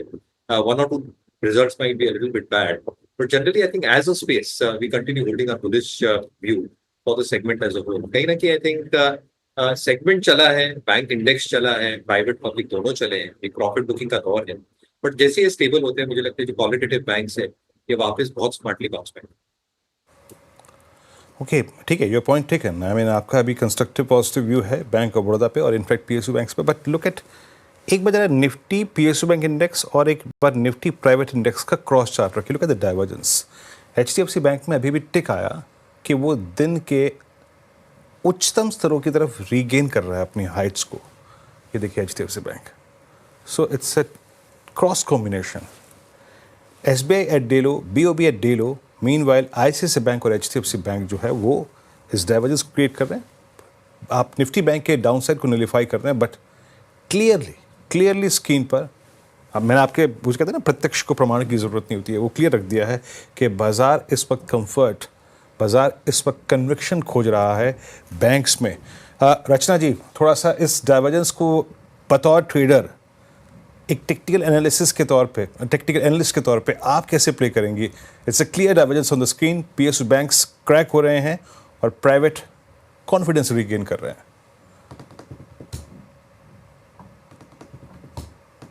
जी, प्राइवेट बैंक्स में इनफैक्ट आईसीआईसीआई बैंक अभी जो भी दिन भर का कंसोलिडेशन है उसमें से हाइक ऑफ द डे की टिक मारने की कोशिश कर रहा है। तो यस, ये डाइवर्जेंस है और एसबीआई के नंबर्स के बाद थोड़ा सा बाकी की बैंक्स जो है, पब्लिक सेक्टर बैंक्स जो है, उसमें थोड़ा सा बैकफुट पे डेफिनेटली गया है केस। एंड वो चीज आगे और भी थोड़ा टाइम ऐसे ही कंसोलिडेट करके फर्दर डाउनसाइड पे बायस रख सकती है। और इनफैक्ट अगर कोई स्ट्रॉन्ग कॉल लेना है तो प्राइवेट बैंक्स में या लेना चाहिए या तो फिर जो दूसरे सेक्टर्स या इंडस्ट्रीज जो विद इन द मार्केट चल रहे हैं वहां पे लेना चाहिए। और जो सेक्टर्स अभी थोड़ी वीकनेस दिखा रहे हैं जैसे पब्लिक सेक्टर नेम्स, तो उनको थोड़ी देर के लिए साइड में रख के अवॉइड कर देना चाहिए। ओके, तो सेक्टर स्पेसिफिक अप्रोच अपनाएं, जहाँ पे स्ट्रेंथ दिख रही है वहाँ पे बेट लगेगी और जहाँ पे वीकनेस है तो वहाँ पे कदम पीछे ले ले। और इस बीच हमारे साथ श्रीकांत जी भी जुड़ रहे हैं। श्रीकांत जी, स्वागत है आपका सीएनबीसी आवाज़ पर। Very good afternoon. पहले तो आपकी पिक। Good afternoon everyone. तो देखिए, मुझे लगता है कि वैसे मार्केट एक रेंज के अंदर आ चुका है और कई सारे स्टॉक इनफैक्ट जो एक्टिविटी दिखा रहे थे उनमें भी हमने स्लगिश एक्टिविटी आते हुए देख रहे हैं। तो मुझे यही लग रहा है कि काफ़ी सिलेक्टिव स्टॉक्स परफॉर्म कर सकते हैं और उसमें स्पेसिफिकली डीवीज लेबोरेटरीज, यहाँ पे हमें लगता है कि कुछ एक रिवर्सल का पैटर्न अभी अभी बना हुआ है। ये स्टॉक तकरीबन था कुछ 5,950 के करीब, अभी 6,150 के करीब आया है। लेकिन अगर इसके 6-7 महीने के टेक्निकल पैटर्न को देखें तो इसने अच्छा खासा एक टेक्निकल ब्रेकआउट फॉर्मेशन भी बनाया था। तो करंट लेवल से मैं कहूंगा कि डिविज लेबोरेटरीज को लॉन्ग करके चले 6,150 में। 6,090 का स्टॉप लॉस रखना है, यानी 50 पॉइंट का स्टॉप लॉस हमें यहाँ पे रखना है। और हमें लगता है कि ये स्टॉक कम से कम 6,300 रुपए तक जा सकता है। तो करंट लेवल से डिविज लेबोरेटरीज को खरीद के चल सकते हैं। करंट लेवल से डिवीज लैबोरेटरीज को खरीद के चल सकते हैं, यहाँ पे स्ट्रेंथ नजर आ रही है। हम लगातार बात भी कर रहे थे पूरे फार्मा पैक को लेकर, जिस तरीके से वहाँ पे आज डेंट पड़ता हुआ नजर आया, लेकिन कुछ स्पेसिफिक स्टॉक्स में एक्शन भी है। श्रीकांत जी, एफएमसीजी पैक भी आप देखें, हालांकि पहले आज दिन के शुरुआत में ग्रीन ट्रेड करता हुआ नजर आया, लेकिन अभी थोड़ा दबाव देखने को मिल रहा है क्योंकि वरुण बेवरेजेस, पतंजलि और मैक्सिमम स्टॉक्स देखिए, डाबर भी नतीजों से पहले थोड़ा सा सुस्त लग रहा है। लेकिन हिंदुस्तान यूनिलीवर देखें आप, डे हाई के आसपास, नेस्ले इंडिया, ब्रिटानिया इन ग्रीन ट्रेड करते हुए। एफएमसीजी पैक से कोई अभी आपके लिहाज से कोई एक अच्छा पिक? देखिए, वैसे कई सारे स्टॉक्स में हमने अपवर्ड एक्टिविटी देखी, लेकिन जो एक रिलेटिव परफॉर्मेंस होता है वो परफॉर्मेंस हमें नजर आ रहा है यूनाइटेड स्पिरिट्स में, जो तकरीबन अभी ट्रेड कर रहा है कुछ 1590 के करीब। और इसमें अगर 1570-75 के करीब ट्रेड कर रहा है, तो इसके टेक्निकल पैटर्न में यही नजर आ रहा है कि ये स्टॉक एक बार वापस से अपने प्रीवियस हाई के करीब जा सकता है, जो 1700 के करीब के थे।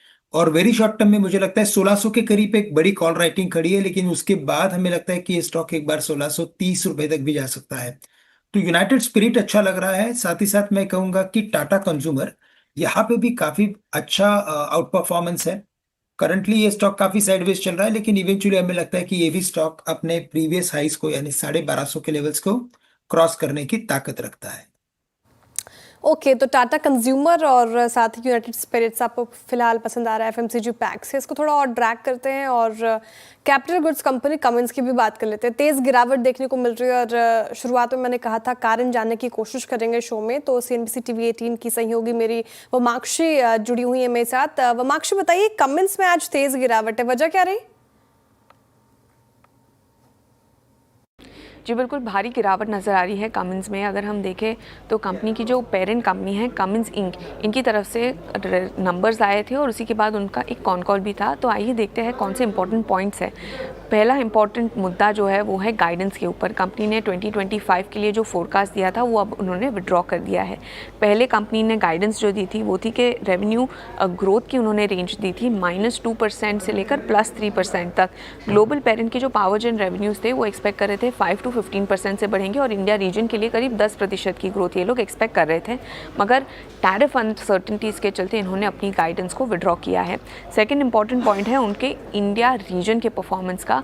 यहाँ पर काफ़ी वीकनेस नज़र आई है, करीब 14% की year on year D growth यहाँ पर नज़र आ रही है। मगर यहाँ पर जो इम्पॉर्टेंट पॉइंट ये है कि ये जो 14% की डी ग्रोथ है वो सिर्फ कमिंस इंडिया के लिए नहीं है। कमिंस इनकी काफ़ी सारी एंटिटीज़ हैं इंडिया में और ये जो डी ग्रोथ है वो सारे एंटिटीज़ कंबाइंड के लिए है। थर्ड इंपॉर्टेंट पॉइंट जो कमिंस इंडिया के पर्सपेक्टिव से काफ़ी इंपॉर्टेंट है वो है पावर जेन रेवेन्यूज़। इंडिया के पावर जेन रेवेन्यूज़ में करीब 10% की डी ग्रोथ इन्होंने नज़र आई है। उनका कहना है कि ये जो डी ग्रोथ है वो लार्जली प्री बाय डिमांड जो हमने देखने मिली थी same quarter last year emission norm changes के चलते, उसी की वजह से ये डी ग्रोथ नज़र आ रही है। और इसका जो रीड थ्रू है वो काफ़ी नेगेटिव है कमिंस इंडिया के लिए, क्योंकि उनका काफ़ी significant portion of revenue power gen से आता है, जिसके चलते ओवरऑल अगर हम देखें तो जो ये पेरेंट ने जो गाइडेंस विड्रॉ की है, डी ग्रोथ नज़र आई है रेवेन्यू, इसी के चलते कमिंस इंडिया में हम भारी गिरावट दिख रहे हैं। शुक्रिया आपका, और बहुत बेहतरीन तरीके से आपने इस पूरे आई थिंक मसले को समझाया। और पावर जेन ऑपरेशंस में थोड़ा डिप आपने, अगर आप देखें, गाइडेंस विड्रॉ करी, और दूसरी बात टैरिफ वॉर्स जो थी, टैरिफ वॉर के उसके चलते, और इंडिया में सारे वर्टिकल्स में धीमापन है और वो प्राइस पे झलक रहा है। स्क्रीन पे याद रखिएगा, वो कन्विक्शन है ही नहीं एक ज़माने में जो कमेंट्स में हुआ करता था। पहले एक इस पर टेक्निकल आउटलुक लेता हूँ।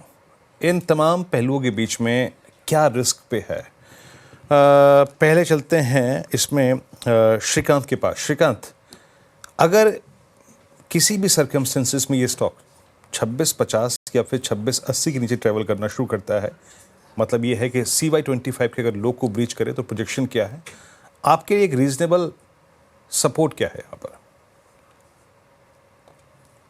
बिल्कुल। तो इनफैक्ट वीरेंद्र, इसमें हमने कई बार देखा है कि ये स्टॉक 2700 के करीब आने के बाद इसमें एक 3050 तक की रैली भी देखने मिली है। हमें लगता है कि ऑलरेडी प्राइस में काफी सारा जितना भी निगेटिव आना चाहिए था वो आ चुका है। तो जैसे भी आपने कहा, यस, 2700 के लेवल्स यानी कि 2650 के लेवल्स पकड़ लेते हैं ब्रॉडर। अगर इन लेवल्स को तोड़ता है तो फिर ये स्टॉक हमें लगता है 2500 तक जा सकता है। बट बहुत ही वर्स्ट के सिनारियो में अगर मैं कुछ और कैलकुलेशंस करता हूँ, कुछ और एक्सटेंशंस अगर मैं प्लॉट करता हूँ, तो फिर मुझे लगता है कि ये स्टॉक शायद 2300 रुपए तक भी जा सकता है, जो वर्स्ट के सिनारियो में दिखता है। बट 2700 के नीचे या तो 2650 पकड़ लेते हैं कि एक इक्विलिब्रियम लेवल, 2650 के नीचे बंद होने के बाद ही हमें लगता है कि ये शायद 2300 रुपए तक जाने की गुंजाइश रखेगा। अदरवाइज मुझे लग रहा है कि ये स्टॉक 2700 और 3000 के बीच में और यहाँ से कुछ और दिनों तक या कुछ और हफ्तों तक ट्रेड करते हुए नजर आएगा। ओके, तो कमेंट्स पे strategy accident of the day आज 5% गिरकर कर रहा है कारोबार 2790 के ऊपर।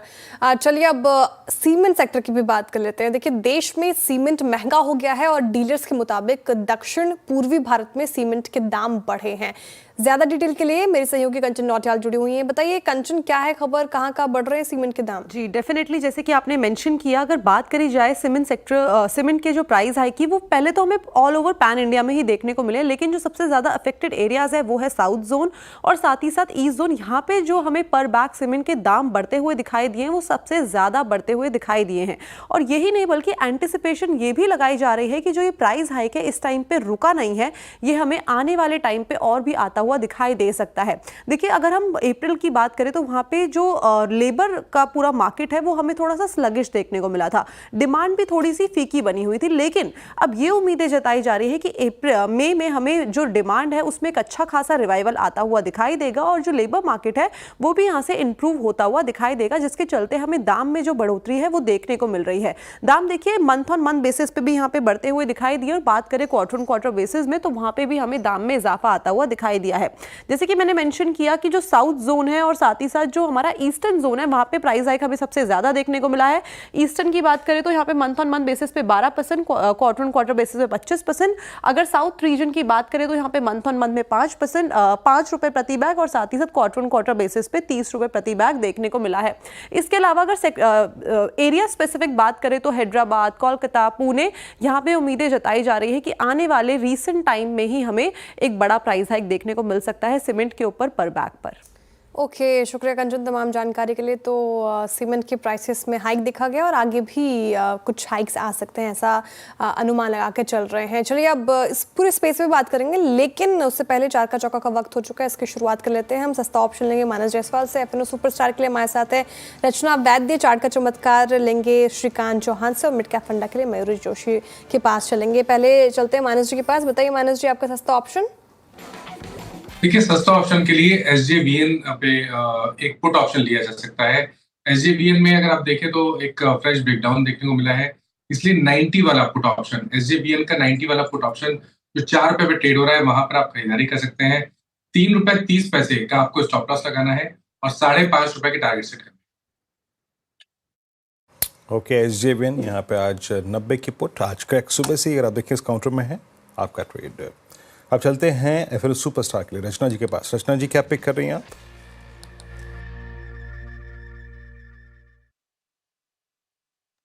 जी, एफएनओ सुपरस्टार के लिए मैं जियो फाइनेंस पे कॉल देना चाहूंगी on the short side on futures. And यहाँ पे जियो फाइनेंस पे काफी दिन की रैली के बाद आज ये डाउन स्विंग जो शुरू हुआ है, करीब करीब 253 पे हम यहाँ पे कैश के उसमें, और जब तक ये 255 के नीचे रहते हैं हम, तो यहाँ पे इसमें डिलीवरी भी कैरी करी जा सकती है शॉर्ट साइड पे फ्यूचर्स पे, और इसके फ्यूचर्स करीब करीब 240 तक जाने की प्रोबेबिलिटीज लग रही है। ओके, जियो फाइनेंस की फ्यूचर्स में बिकवाली के राय एफएनओ सुपरस्टार के लिए। चार्ट का चमत्कार के लिए चलते हैं श्रीकांत चौहान के पास। बताइए श्रीकांत जी, आपका चार्ट का चमत्कार। रीजन बताओ, एनटीपीसी का रीजन बताओ। जी श्रीकांत जी। टाटा स्टील एक ऐसा स्टॉक है जिसमें एक अच्छा टेक्निकल ब्रेकआउट बना है, न्यूज़ फ्लो भी थोड़े से पॉजिटिव है, और पिछले 7-8 दिनों से अगर आप देखें तो एक ही रेंज के अंदर ये स्टॉक ट्रेड कर रहा था। तो ऐसा लग रहा है कि ये स्टॉक कम से कम 150 से लेकर 152 या 53 के लेवल्स पे दिखा सकता है। करंट लेवल से 144 में इसे अगर मैं लॉन्ग करता हूँ तो जो स्टॉप लॉसेस रहेंगे वो काफ़ी नियर बाय के हैं, तो 142 के स्टॉप लॉस रखें और 144-45 में इसे खरीदें। टारगेट्स रखें 150-152 रुपए के। आपका टाटा स्टील बाय ट्रेड है 144 पे। अब चलते हैं मयूरेश जी के पास आज का मिड कैप फंडा पिक करने के लिए। मयूरेश जी, क्या पिक कर रहे हैं आप? तो हमें भारतीय एग्जाम अभी भी पसंद आ रहा है। You obviously broke the news Indus task को लेके, बट हमें लगता है जनरली जो बिजनेस आउटलुक है, जो रेवेन्यू ग्रोथ इन्होंने एग्जिबिट किया है पिछले तिमाही में 9 महीनों तक, जो EBITDA मार्जिन है वो सुपीरियर रही है 53% के आसपास। जो होम और ऑफिस ब्रॉडबैंड एडिशन हुए हैं वो रिकॉर्ड हाई पे हुए हैं पिछले तिमाही में, और मैनेजमेंट बहुत होपफुल है कि अगले कुछ महीनों और तिमाहियों तक ये एडिशंस काफी अच्छी तरह से इंप्रूव होंगे with an improvement in ARPUs that can be seen. तो जो कस्टमर बेस की हम बात कर रहे हैं वहाँ पे ठीक ठाक ग्रोथ आनी चाहिए। ARPUs should show decent amount of growth, और होम और ऑफिस ब्रॉडबैंड में एक सिग्निफिकेंट ग्रोथ आनी चाहिए, विच प्रोबेबली मीन्स कि जो मार्जिन परफॉर्मेंस है सुपीरियर रहेगा, जो कैश फ्लोज है ये सुपीरियर रहेंगे, और एक्सपेक्टेशन जो रिटर्न रेशियोज के ये भी सुपीरियर रहने चाहिए। तो ये लगता है जब मार्केट्स एक वॉलेटाइल फेज से गुजरता है, कुछ सेक्टर जैसे मैं कह रहा था हॉस्पिटल्स रहा, टेलीकॉम रहा, यहाँ पे एटलीस्ट जो अर्निंग्स डिटोरिएशन है ये शायद नहीं होगा और एक अर्निंग स्टेबिलिटी मेंटेन की जा सकती है, जिसे मार्केट शायद रिवॉर्ड कर सकता है। तो भारतीय एग्जाम आपके नजर पे जरूर पहुंचे। ओके, आपकी कन्विक्शन में कोई कमी नहीं है। भारतीय एक्साकॉम आपका ट्रेड रहेगा 1691 पे। इट्स मिड टर्म कॉल, याद रखिएगा, not a day call. 4 trades pick किए हमने। शुरुआत की थी हमने मानस के ट्रेड से। एसजेवीएन की पुट ऑप्शन 90 की स्ट्राइक आपको बाय करनी है। सुबह से स्टॉक में पेन है लगभग 550 के लक्ष्य के लिए, और 330 पे ट्रेड कर 330 का स्टॉप लॉस यहाँ पे। दूसरा ट्रेड आया, रचना जी ने पिक किया एफएनओ सुपरस्टार शॉर्ट जियो। याद रखिएगा डिस्क्रिप्शन में आपकी स्क्रीन पे इस समूह की कंपनी है, बट वेदर इट्स सेल और बाय आपको एक निजी राय जरूर रखनी है। श्रीकांत चौहान जी ने चार्ट का चमत्कार टाटा स्टील पिक किया, और मयूरेश जी ने आज भारतीय एक्साकॉम को पिक किया। और प्लीज़ लेके आइए निफ्टी बैंक, जो मैं श्रेया के साथ डिस्कशन कर रहा था कि Nifty bank is looking weak, और उसमें एक और जो पॉइंट था वो जोड़ दिया बीओबी ने, और आप देखिए क्या हुआ था। जरा डायरेक्टर साहब वो ऑप्शंस रखेंगे, मैं श्रेया क्या बात कर रहे थे, वो 54,000 की पुट का एग्जिट जो था ना, वो कुछ दिखा रहा था। 54,000 की पुट राइट का जो पुट राइटर है उसका कन्विक्शन है जनाब कि आप शायद 20 डेमा ना तोड़ें, बट वो 54,000 का पुट राइटर का एग्जिट, और वहाँ पे ये देखिए अब 1.67 लाख का यहाँ पर शॉर्ट निकल गया है और 54,000 का आउटस्टैंडिंग हुआ। Still it's high, still high, but फिर भी एग्जिट हो रहा है वहाँ पे। और Nifty bank is at day low. जरा प्लीज सुबह के मॉर्निंग के प्लेट्स लिखे आइएगा। क्लियरली कहा गया था कि इफ वी वायलेट 10 डेमा on the down side, a drift, a swing, a down swing towards base 2 is likely, और आप एग्जैक्टली बेस 2 पे आ चुके हैं। 241,369 एग्जैक्टली वहीं पर। इस पर एक थॉट लेता हूँ। मानस आपकी राय क्या कह रही है? 54,000 तक का पॉसिबल लग रहा है आपको यहाँ पर डाउन साइड निफ्टी बैंक में, जहाँ पे आपका 20 डे में अलाइंड है? बिल्कुल, देखिए 53,800 जहां पर 20 DMI है वहां तक का करेक्शन देखने को मिल सकता है। हमें ये भी ध्यान रखना है कि जो पूरी रैली हमने देखी थी 49,100 के आसपास से लेकर 56,000 तक, उसमें उसका 38.20% आता है 53,450 के आसपास। तो आई थिंक वहां तक का करेक्शन पॉसिबल है। आई थिंक इस गिरावट पे खरीदारी ना करें। कभी कोई उछाल मिले तो मेरे ख्याल से तो बैंक निफ्टी में अभी भी बिकवाली करने के मौके दिखते हैं, लेकिन उछाल पे अब बिकवाली करें और आपके जो स्टॉप लॉसेस हैं वो अब 54,800 के ऊपर ही रहेंगे। और देखिए जो इसका पहला सिग्नल था ना, सुबह जब आशीष और मैं ओपनिंग कर रहे थे, मैं तब भी कह रहा था आपसे कि जब आप निफ्टी बैंक की स्ट्रेंथ को ट्रेड करते हैं ना, तो वो स्ट्रेंथ सुपर स्ट्रेंथ में कन्वर्ट हो जाती है जब बैंक्स उसमें PSU बैंक्स पार्टिसिपेट करते हैं। बट आज निफ्टी PSU बैंक इंडेक्स ने जनाब सुबह ही बोल दिया था कि मैं इस मोमेंटम में अब पार्टिसिपेट नहीं कर रहा हूँ। सुबह जब मेरी आपसे बात हो रही थी ना, जब मैं बोल रहा था कि वी आर बिलो 10 डेमा नाउ, उस वक्त बैंक निफ्टी कहाँ, ये इंडेक्स कहाँ था? करीब आप समझ लीजिएगा कि उस टाइम था ये 6,460 की रेंज में। अब ये आ गया 6253। श्रेया, आज Nifty PSU bank index complete collapse, और विद दिस कैंडल 300 पॉइंट की कैंडल के साथ आप सडनली वो इंडेक्स जो सारे एवरेजेस के ऊपर था, आज सारे एवरेजेस के नीचे। तो PSU बैंक्स मूड बिगाड़ते हुए। Shreya, over to you. Okay, बिल्कुल सही बात कही आपने वीरेंद्र। जो PSU बैंक इंडेक्स आप देखें 4.5% के करीब गिरकर कर रहा है कारोबार। बैंक ऑफ बड़ौदा 9.5% अपने आंखों के सामने ये गिरता चला गया। Union bank 6%, bank of India देख लीजिए 5% से ज़्यादा की गिरावट। PSB, PNB, कैनरा स्थिति खराब, और PSU बैंक सबसे ज़्यादा कंट्रीब्यूट कर रहा है बैंक निफ्टी के इस गिरावट में। बिल्कुल सही स्ट्रैटेजी। अब चलते आगे और नतीजों पर ही बात कर लेते हैं। देखिए कल निफ्टी में कोल इंडिया के नतीजे आएंगे, वहीं वायदा में डाबर, वोल्टास समेत 7 कंपनियों के नतीजे आएंगे। नतीजों का अनुमान बताने के लिए हमारे साथ जुड़ रहे हैं यतिन मोता, मंगलम मालू, कंचन नौटियाल और मिताली जैन। यतिन जी, पहले आपके पास आना चाहूंगी, कोल इंडिया के नतीजे कैसे रह सकते हैं? क्या स्ट्रीट अनुमान लेके चल रहा है? Good afternoon Shreya. देखिए कोल इंडिया ऑब्वियसली जो रेंज होती है काफ़ी बड़ी होती है, क्योंकि इसके अंदर काफ़ी चेंजेस और अकाउंटिंग चीज़ें होती हैं। लेकिन जो पोल हमने बनाया है उसके हिसाब से रेवेन्यूज़ लगभग फ्लैट होने का अनुमान है, और मोस्ट ब्रोकरेजेस एक्सपेक्ट कर रहे हैं कि रेवेन्यूज़ फ्लैट रहेंगे इस क्वार्टर में साल दर साल बेसिस पे। 37,130 करोड़ रुपए के आसपास का वहाँ अनुमान है।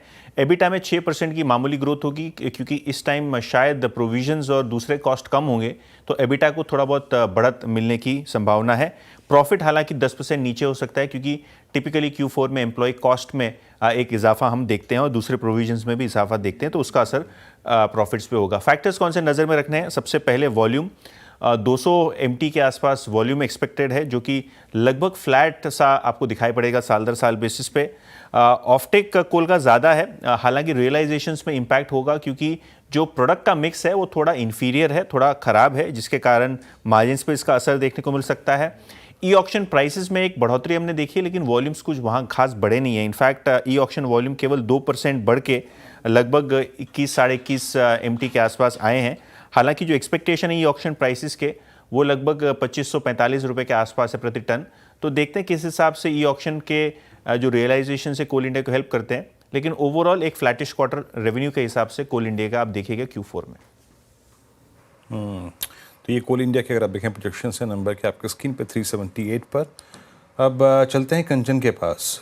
वोल्टास बिल्कुल सही स्टॉक पे अगर आप देखें कंचन नंबर्स का एनालिसिस करेंगे, दिल्ली का तापमान देख के गई हैं। कंचन क्या एक्सपेक्टेशन है? जी, नंबर्स दिल्ली के तापमान को देखते हुए हमें अच्छे ही एक्सपेक्टेड है क्वार्टर 4 में वोल्टास की तरफ से। अगर रेवेन्यू की बात करी जाए तो यहाँ पे हमें Y-on-Y बेसिस पे अप्रॉक्सीमेटली 14% का जो इजाफा है वो देखने को मिल सकता है। यही नहीं बल्कि जो कंपनी की प्रॉफिटेबिलिटी है आप देखिएगा, यहाँ पे आपको 100% तक का एक बढ़त देखने को मिलेगी। ये बढ़त बेसिकली इसलिए है कि पिछले साल सेम क्वार्टर हमने देखा था कि जो इनका EPC सेगमेंट है वहाँ पे कंपनी को एक सिग्निफिकेंट लॉस हुआ था, जिसके कारण ये जो नंबर है वो काफ़ी ज़्यादा बड़ा हमें आता हुआ दिखाई दिया है ड्यू टू लोअर बेस। अगर कंपनी के ऑपरेशनल नंबर्स देखे जाए तो वहाँ पे भी जो मोमेंटम है वो हमें स्ट्रॉन्गर साइड पे देखने को मिला है। कंपनी का EBITDA 76% तक बढ़ता हुआ नजर आ सकता है और साथ ही साथ जो मार्जिन है वो भी 2 से 3% तक यहाँ पे हमें बढ़ते हुए नजर आ सकते हैं। अगर सेगमेंट वाइज बात करी जाए तो उनका जो यूनिटरी कूलिंग प्रोडक्ट है, यहाँ की जो ग्रोथ है हमें रोबस्ट साइड में देखने को मिल सकती है, यानी कि हमें यहाँ पे 21% की जो ग्रोथ है वो एंटिसिपेटेड है। और साथ ही साथ जो कंपनी का इस टाइम पे फोकस है अपने मार्केट शेयर को गेन करने का, वहां से भी जो ग्रोथ है उसको एक अच्छा खासा बूस्ट मिलने की संभावनाएं जताई जा रही है। यूसीपी के मार्जिन्स देखे जाए तो ये हमें क्वार्टर ऑन क्वार्टर बेसिस पे 190 टू 200 बेसिस पॉइंट्स तक बढ़ते हुए नजर आ सकते हैं। लेकिन जो इनका ईपीसी सेगमेंट है, जैसे कि मैंने बोला, हो सकता है कि यहाँ पे हमें वापस एक अफेक्ट आता हुआ दिखाई दे, लेकिन gist of the story numbers positive side में है। ओके, तो नंबर्स ठीक रह सकते हैं। वोल्टास के ये अनुमान फिलहाल स्ट्रीट लगाकर चल रहा है। मिताली के पास चलते हैं। मिताली बताइए, टाटा केमिकल्स के नतीजे कैसे रह सकते हैं? स्ट्रीट क्या एक्सपेक्ट कर रहा है? जी, तो टाटा केमिकल्स की बात करें तो यहाँ पे जो इनका पिछला क्वार्टर था या इसी साल का हम पिछला क्वार्टर देखें तो यहाँ पे लॉस देखने को मिल रहा था, लेकिन इस क्वार्टर में ये एस्टिमेट्स लगाए जा रहे हैं कि कंपनी हमें प्रॉफिटेबल होती नज़र आएगी। रेवेन्यू में 3 से 4% का अपसाइड देखने को मिल सकता है। एबिटा मार्जिन्स में 6.85% का अपसाइड पोटेंशियल स्ट्रीट एस्टिमेट कर रहा है। एबिटा मार्जिन्स में 25 बेसिस पॉइंट का इम्प्रूवमेंट और पैट, जैसे कि मैंने बताया कि नेगेटिव से पॉजिटिव 131 करोड़ तक की एस्टिमेट्स एंड एनालिस्ट यहाँ पे लगा रहे हैं। की फैक्टर्स की मैं अगर बात करूँ तो सबसे पहला की पॉइंट सोडा ऐश के ग्लोबल प्राइजेस पे लगभग देखें तो 36% की यहाँ पे गिरावट आई है ईयर ऑन ईयर बेसिस पे। ये डायरेक्टली रेवेन्यू और मार्जिन्स दोनों को इम्पैक्ट करता हुआ नज़र आ सकता है। अगर यूएस इंपोर्ट ड्यूटीज़ बढ़ाती है तो ग्लोबल मार्केट में ओवर सप्लाई का रिस्क भी यहाँ पे बना हुआ है, जो प्राइजेस को और ज़्यादा प्रेशर में डाल सकता है। फोर्थ क्वार्टर FY25 में केमिकल प्राइजेस का ट्रेंड भी काफ़ी मिक्स था, तो ये सेगमेंट वाइज मार्जिन डायनेमिक्स को इन्फ्लुएंस करता हुआ भी नज़र आ सकता है। एग्री सेगमेंट में ग्लोबल एग्री कमोडिटी प्राइसेस लो होने की वजह से जो फार्मर सेंटिमेंट्स है वो वीक है, लेकिन इंडियन मार्केट की बात करें तो यहाँ पे डिमांड का रेजिलियंस इंपॉर्टेंट होगा। पॉइंट्स टू वॉच की अगर मैं बात करूँ तो यहाँ पे एक्सेस इन्वेंट्री लेवल्स और कैश फ्लो साइकिल पे मैनेजमेंट की कॉमेंट्री इंपॉर्टेंट रहेगी। साथ ही डिस्ट्रीब्यूटर्स का स्टॉकिंग पैटर्न, बाइंग बिहेवियर और फॉरवर्ड डिमांड सिग्नल्स पे नज़र रखना ज़रूरी रहेगा। और सोडा ऐश का प्राइसिंग आउटलुक सबसे इंपॉर्टेंट मॉनिटरेबल यहाँ पे फैक्टर होगा। कॉस्ट इन्फ्लेशन का अब्जॉर्ब करना या पास ऑन करने की कैपेसिटी टू डिटरमाइन की मार्जिन सस्टेनेबल रहने वाले, वहाँ पे भी एक फोकस एरिया रहेगा। साथ ही लो कॉस्ट चाइनीज़ एक्सपोर्ट से कॉम्पिटिटिव प्रेशर बन रहा है, तो टाटा केमिकल्स का काउंटर स्ट्रैटेजी क्या है ये देखना भी काफ़ी इंटरेस्टिंग होगा। ओके, तो टाटा केमिकल्स के नतीजे से एक्सपेक्टेशन स्ट्रीट ने क्या रखी है वो मिताली ने आपके सामने रखी है, लेकिन डाबर के नतीजों का भी अनुमान बताने के लिए मंगलम हमारे साथ मौजूद है। मंगलम बताइए, डाबर के रिजल्ट अवेटेड है, क्या स्ट्रीट एक्सपेक्ट कर रहे हैं?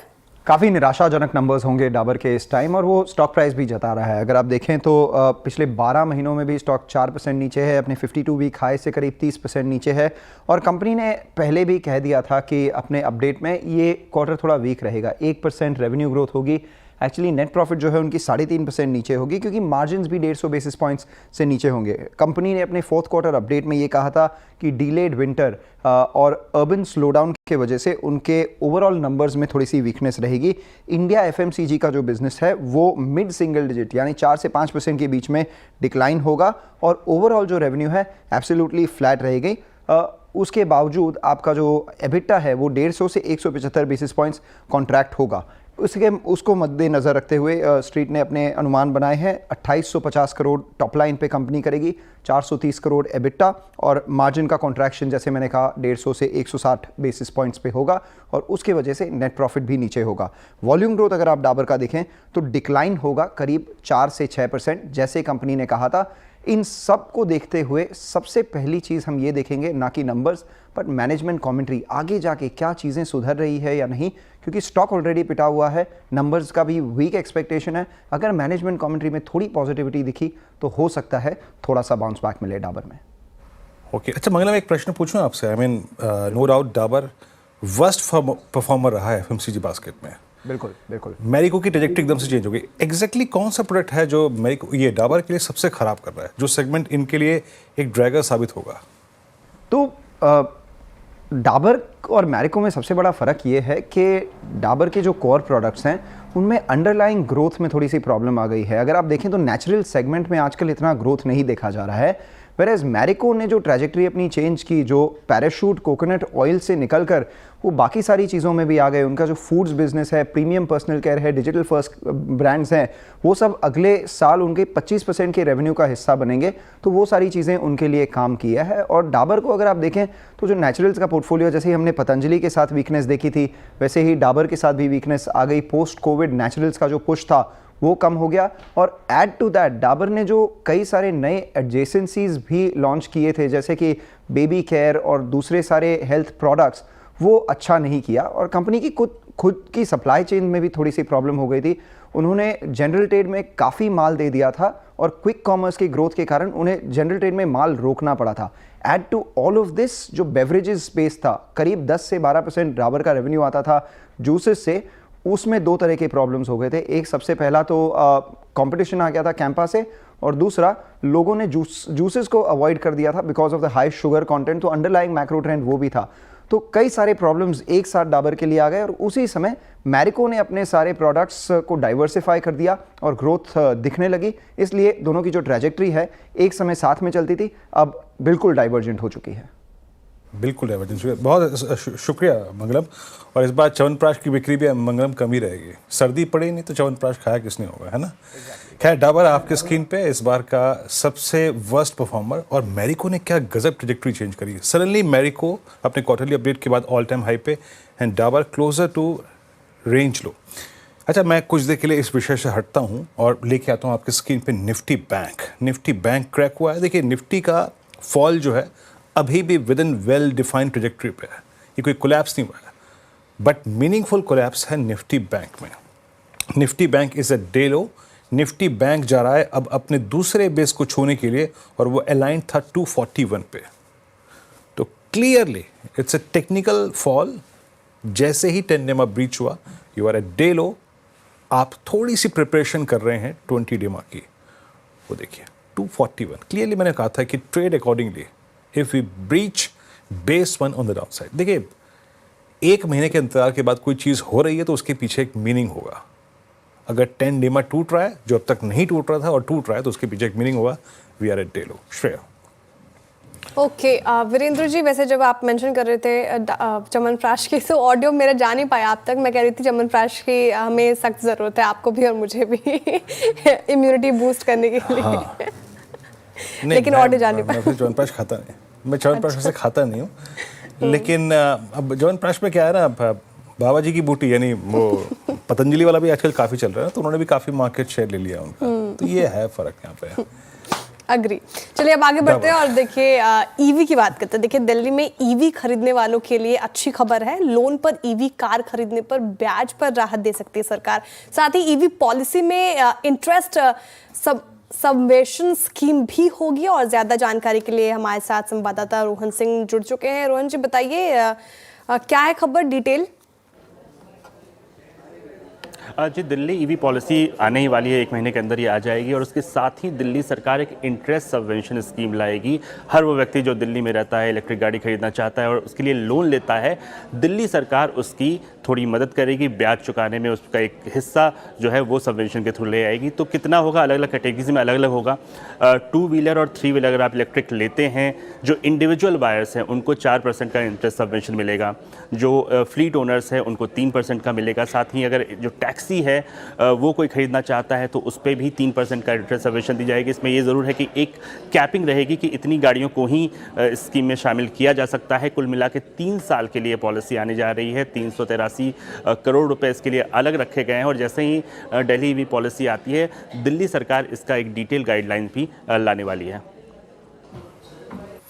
शुक्रिया रोहन इस पूरी बातचीत के लिए आपका। और अब एक काम करते हैं, इस चर्चा को यहीं थोड़ा सा विराम देते हैं और चलते हैं अब बिग मार्केट वॉइसेस की कड़ी में। आज हमारे साथ Anirudh Garg, partner head of research invest PMS के मौजूद हैं इस वक्त। अनिरुद्ध जी नमस्कार, कार्यक्रम में स्वागत है। और थोड़ा सा हम एक डाउटफुल एनवायरनमेंट में हैं, जो पॉलिटिकल टेंशन्स हमारे चरम पर हैं, और बट ये बाजार का बिहेवियर लगा कैसा? इस एपिसोड के शुरू होने से पहले आपका अर्निंग सीजन जिस प्रकार का गुजरा, जिसमें IT के नंबर्स, बैंक्स के नंबर्स, NBFCs के नंबर्स और साथ ही साथ RBI का रेट कट और इनफ लिक्विडिटी को मेंटेन करना, सबके बीच में बाजार ने एक अच्छा पुल बैक दिया। उसके बाद ये इशू, अभी आपको लग कैसा रहा है? क्या बाजार कुछ यहाँ से इस इवेंट के चलते सरेंडर करने को रेडी होगा, या फिर जिस प्रकार का लिक्विडिटी पैटर्न है आपको लगता है कि बाजार यहीं कहीं थोड़ा सा कंसोलिडेट करेगा? शॉर्ट टर्म व्यू क्या है आपका बाजार पे इस वक्त? जी, गुड आफ्टरनून वीरेंद्र जी। सो देखिए, अगर हम वॉर की बात करें, फर्स्ट ऑफ ऑल वॉर में तो मुझे ऐसा लगता है कि Pakistan can not afford a war, but if compels India, हमें जाना ही पड़ेगा वॉर में। लेकिन अगर हम बाजार के पॉइंट ऑफ व्यू से बात करें तो बाजार एक मास कंसेंसस पे भी चलता है। तो अगर आप अगर आप 100 में बात करिए तो 98% की रेशो आती है, जिसमें लगता है कि वॉर के आने से मार्केट में एक बहुत बड़ा फॉल आ जाएगा। पर एक्चुअल बिग इवेंट से क्या होता है कि बड़े डिसीजंस जो पेंडिंग होते हैं वो लिए जाते हैं, जैसे कई रेट कट आ गए या और कोई सरकारी डिसीजंस या कोई डेवलपमेंट प्रो डिसीजंस। वॉर का एक ही दूसरा साइड भी है। तो मैंने तो हमेशा यही देखा है कि the badder the news, the worse the news, market उतना ही बड़ा बॉटम बनाती है। लेकिन अभी मेरी कंसर्न, अगर आप मार्केट में शॉर्ट टर्म बोलिए तो मेरा कंसर्न वॉर नहीं है। दो वॉर का कोई इफेक्ट रह सकता है कि मार्केट पे, लेकिन मुझे मेन ये प्रॉब्लम आ रही है कि पिछले 1-1.5 साल में जो डिस्ट्रीब्यूशन हुई है इंडियन स्टॉक मार्केट्स में, उस वजह से जो mid cap and small caps की जो वैल्यूएशंस हैं वो इतनी एक्सपेंसिव हो गई हैं कि मार्केट को एक अभी भी after such a big correction also चलने के लिए जो रिक्वायर्ड फ्यूल है वो नहीं मिल पा रहा है। लार्ज कैप्स की बात करें तो ठीक है, लार्ज कैप्स में भी जैसे अभी आप बात कर रहे थे, लेकिन मुझे ऐसा लगता है कि अगर हम बैंक्स की बात करें as compare to other sectors बहुत बढ़िया है, क्योंकि मल्टीपल बेटर है, ग्रोथ बेटर है। लेकिन वॉर से मुझे इतना डर नहीं लगता कि in terms of stock market में क्या रहेगा, लेकिन ओवरऑल जो डिस्ट्रीब्यूशन हुई है पिछले 1-1.5 साल में वो ज्यादा चिंताजनक है मेरे लिए।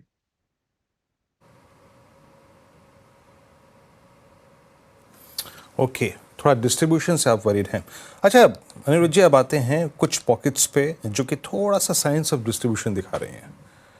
बैंक्स में PSU बैंक्स, एक मोमेंटम काफ़ी स्ट्रॉन्ग था, वो भी चला, बाद में इन्होंने पार्टिसिपेट किया। इस बार लग रहा था कि ट्रेजरी गेन्स काफ़ी बड़ा माइलेज देंगे, ठीक है, वो भी नज़र आया। बट अब PSU बैंक्स में थोड़ी सी लिक्विडेशन विजिबल है और price wise clear conviction, confidence और बाइंग एफर्ट्स प्राइवेट बैंक्स में विजिबल है। आज भी जब Nifty PSU bank index crack हो रहा है, HDFC stable, ICICI bank is stable.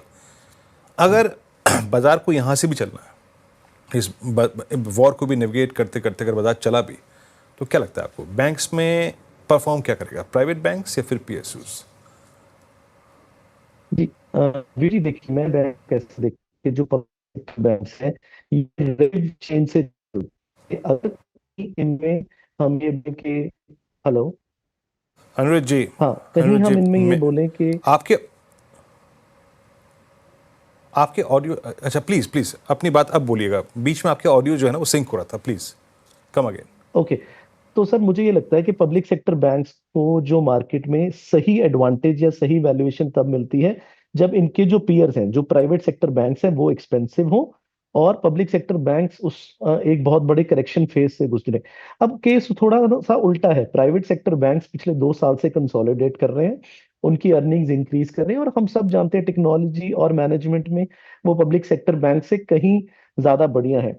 तो पिछले 2 साल से हमारे फेवरेट पब्लिक सेक्टर बैंक्स रहे हैं और हमने पब्लिक सेक्टर बैंक्स में इन्वेस्ट भी किया है फ्रॉम टाइम टू टाइम। पर अब इस माहौल में हमें ऐसा लगता है कि सिर्फ लीडर्स के साथ रहने का ही फायदा है, चाहे वो HDFC बैंक हो या कोटक महिंद्रा बैंक हो या क्वालिटी NBFC भी हो। तो ये सब बड़े पब्लिक सेक्टर बैंक्स हमें, या बड़ी अच्छी एनबीएफसी जो लीडर्स हैं वो क्या नाम है, उनमें ज्यादा हमें ऐसा लगता है कि कुछ आगे के लिए ट्रैक्शन रहेगी। जैसे मैं बजाज फाइनेंस के ही एक किसी से बात कर रहा था, तो कंपनी का 2500 करोड़ रुपए का अराउंड एक्सपेंडिचर है टुवर्ड्स वेजेस, टुवर्ड्स, वो अब इसको कट डाउन करके उनका टारगेट 1000 करोड़ पे लाने का है through the use of AI. तो ये सब जो इनिशिएटिव्स हैं, ये जो आगे बढ़ने के इनिशिएटिव्स हैं, ये सिर्फ और सिर्फ प्राइवेट सेक्टर में ही आपको दिखेंगे। और जब प्राइवेट सेक्टर 2 साल से कंसोलिडेट करा है, एक अच्छी वैल्यूएशन पे मिल रहा है, तब आपको अगर क्वालिटी मिलती है, तो आई थिंक हमें सिर्फ क्वालिटी की तरफ ही जाना चाहिए। ओके, तो क्वालिटी स्टॉक्स और लीडरशिप जिसने कायम कर रखी है उसके साथ आप जाना चाहेंगे। अनिरुद्ध जी, वेरी गुड आफ्टरनून। श्रेया बात कर रही हूँ सर। हम बैंक्स के ऊपर हमने बात की, पीएसयू बैंक स्पेशली, लेकिन मेरा सवाल ऑटो सेक्टर को लेकर है। आज देखिए बाजार में दबाव है, लेकिन ऑटो स्पेस एक ऐसा स्पेस जो ग्रीन ट्रेड करने में कामयाब रहा है अभी तक तो फिलहाल। और आप देखिए महिंद्रा एंड महिंद्रा के रिजल्ट आपने देखे, कल भी अच्छी तेज़ी, आज भी उसी में तेज़ी शामिल है। हीरो मोटोकॉर्प भी आज लगभग 3% आप, इसके अलावा आयशर मोटर्स। तो मेरा सवाल ये कि आप टू व्हीलर स्पेस और साथ ही फोर व्हीलर स्पेस में कैसे इसको देख रहे हैं, कोई एक्सपोजर बढ़ाया है कि नहीं ऑटो स्पेस पर, आपका टेक? मैम, मुझे ऐसा लगता है अगले 2 साल के लिए हमारी प्रेफरेंस 2 व्हीलर होगी 4 व्हीलर की जगह, क्योंकि हमने ये बाय द टाइम नोट किया है कि जैसे जैसे मार्केट में से लिक्विडिटी नहीं, मतलब ओवरऑल एसेट प्राइसेस की जो तेजी है वो थोड़ी सी अंडर स्ट्रेस आती है। तो ये जो 4 व्हीलर्स हैं, इन पे pressure as compare to 2 wheeler ज्यादा पड़ता है। 2 व्हीलर्स को तो हम कंज्यूमर ड्यूरेबल्स में ही डालते हैं। तो हम पर्सनली ये कि लगाइए, हम अपने अपने एक्सपीरियंस से सीखा है कि over a period of time जैसे जैसे ऑटो सेक्टर का जो एक रिप्लेनिशमेंट बोलते हैं कि आप पुरानी गाड़ी खरीदेंगे, उसको रिप्लेस करेंगे और एक फिर नई गाड़ी खरीदेंगे, वो हमें ऐसा लगता है कि वो साइकिल कहीं ना कहीं पूरा हो चुका है। और हमारी बायस बोलिए या कुछ हमारे सिस्टम्स ये बताते हैं कि अब हमें 4 व्हीलर्स में इन्वेस्ट नहीं करना है। 2 व्हीलर्स हमें अभी भी ठीक लगते हैं, दो हम उनको ऐसे लीडर्स नहीं समझते कि वो लीडर्स नहीं बनेंगे, बट कहीं ना कहीं 2 व्हीलर्स हमें लगता है यहाँ से ठीक रहेंगे। ओके, टू व्हीलर स्पेस को लेकर आप पॉजिटिव हैं। पीएसयू बैंक के बाद अगर देखूँ स्पेस में, तो रियल्टी सेक्टर एक ऐसा है जहां पर बिकवाली हावी होती हुई आज के सेशन में नजर आई। अनिरुद्ध जी, ब्रिगेड देख ले, डीएलएफ, ये तो पेन झेल ही रहे हैं, लेकिन सबसे ज़्यादा गोदरेज प्रॉपर्टीज़, इसके अलावा शोभा, फीनिक्स, प्रेस्टीज सबसे दबाव बनता हुआ नजर आ रहा है। रियल्टीज पे आपकी राय क्या होगी, कैसे देख रहे हैं आप स्पेस को? अभी जिस तरीके से गिरावट परसिस्ट कर रही है, क्या ये सही टाइम है अपना एक्सपोजर बढ़ाने के लिए? मैम, ये सारी चीज डिपेंड करती है कि अगर हमारी ग्लोबल, जो मैं डिस्ट्रीब्यूशन की वीरू जी से बात कर रहा था, अगर ये डिस्ट्रीब्यूशन को ओवरकम करके बाजार वापस तेजी दिखाता है और हम 23,800 के ऊपर होल्ड कर सॉरी 24,800 के ऊपर काम करते हैं रेगुलरली, और एक मार्केट में कोई ग्लोबल जो ये प्रॉब्लम्स हैं, इनको, वॉर को नहीं मैं इतना समझ रहा, मुझे ऐसा लग रहा है कि कहीं ना कहीं एक अंडरलाइन ग्लोबल प्रॉब्लम्स जो यूएसए से अराइज हुई थी वो बढ़ सकती है। बट ऑफ कोर्स ये जो डर है, ये हर इन्वेस्टर का, जैसे जैसे मार्केट कम परफॉर्म करता है या नहीं परफॉर्म करता है तो ये आता है। हम लोग इस चीज पे फोकस करते हैं कि कैपिटल जो है वो बहुत ज्यादा इंपॉर्टेंट है मार्केट में। तो अनटिल एंड अनलेस मार्केट हमें दिखाए कि ट्रेंड इज क्लियर, हम स्टॉक्स से थोड़ा सा, हमें लगता है, ऑफ कोर्स हम सब जानते हैं कि स्टॉक्स यहाँ पे पिछले 3-4 सालों की, 5 साल की पोस्ट कोविड तेजी के बाद एक्सपेंसिव तो है, और हमने पैसे बचाए भी हुए हैं। अब ये रियलिटी वगैरह जैसे सेक्टर जितने भी हैं, लौटेगी तो ऑन ग्राउंड सिचुएशन तो ठीक है, ऑन ग्राउंड सिचुएशन थोड़ी बहुत वीक हुई है, but not much. Anirudh ji, overall कहीं ना कहीं तेजी की जरूरत है ओवरऑल मार्केट में।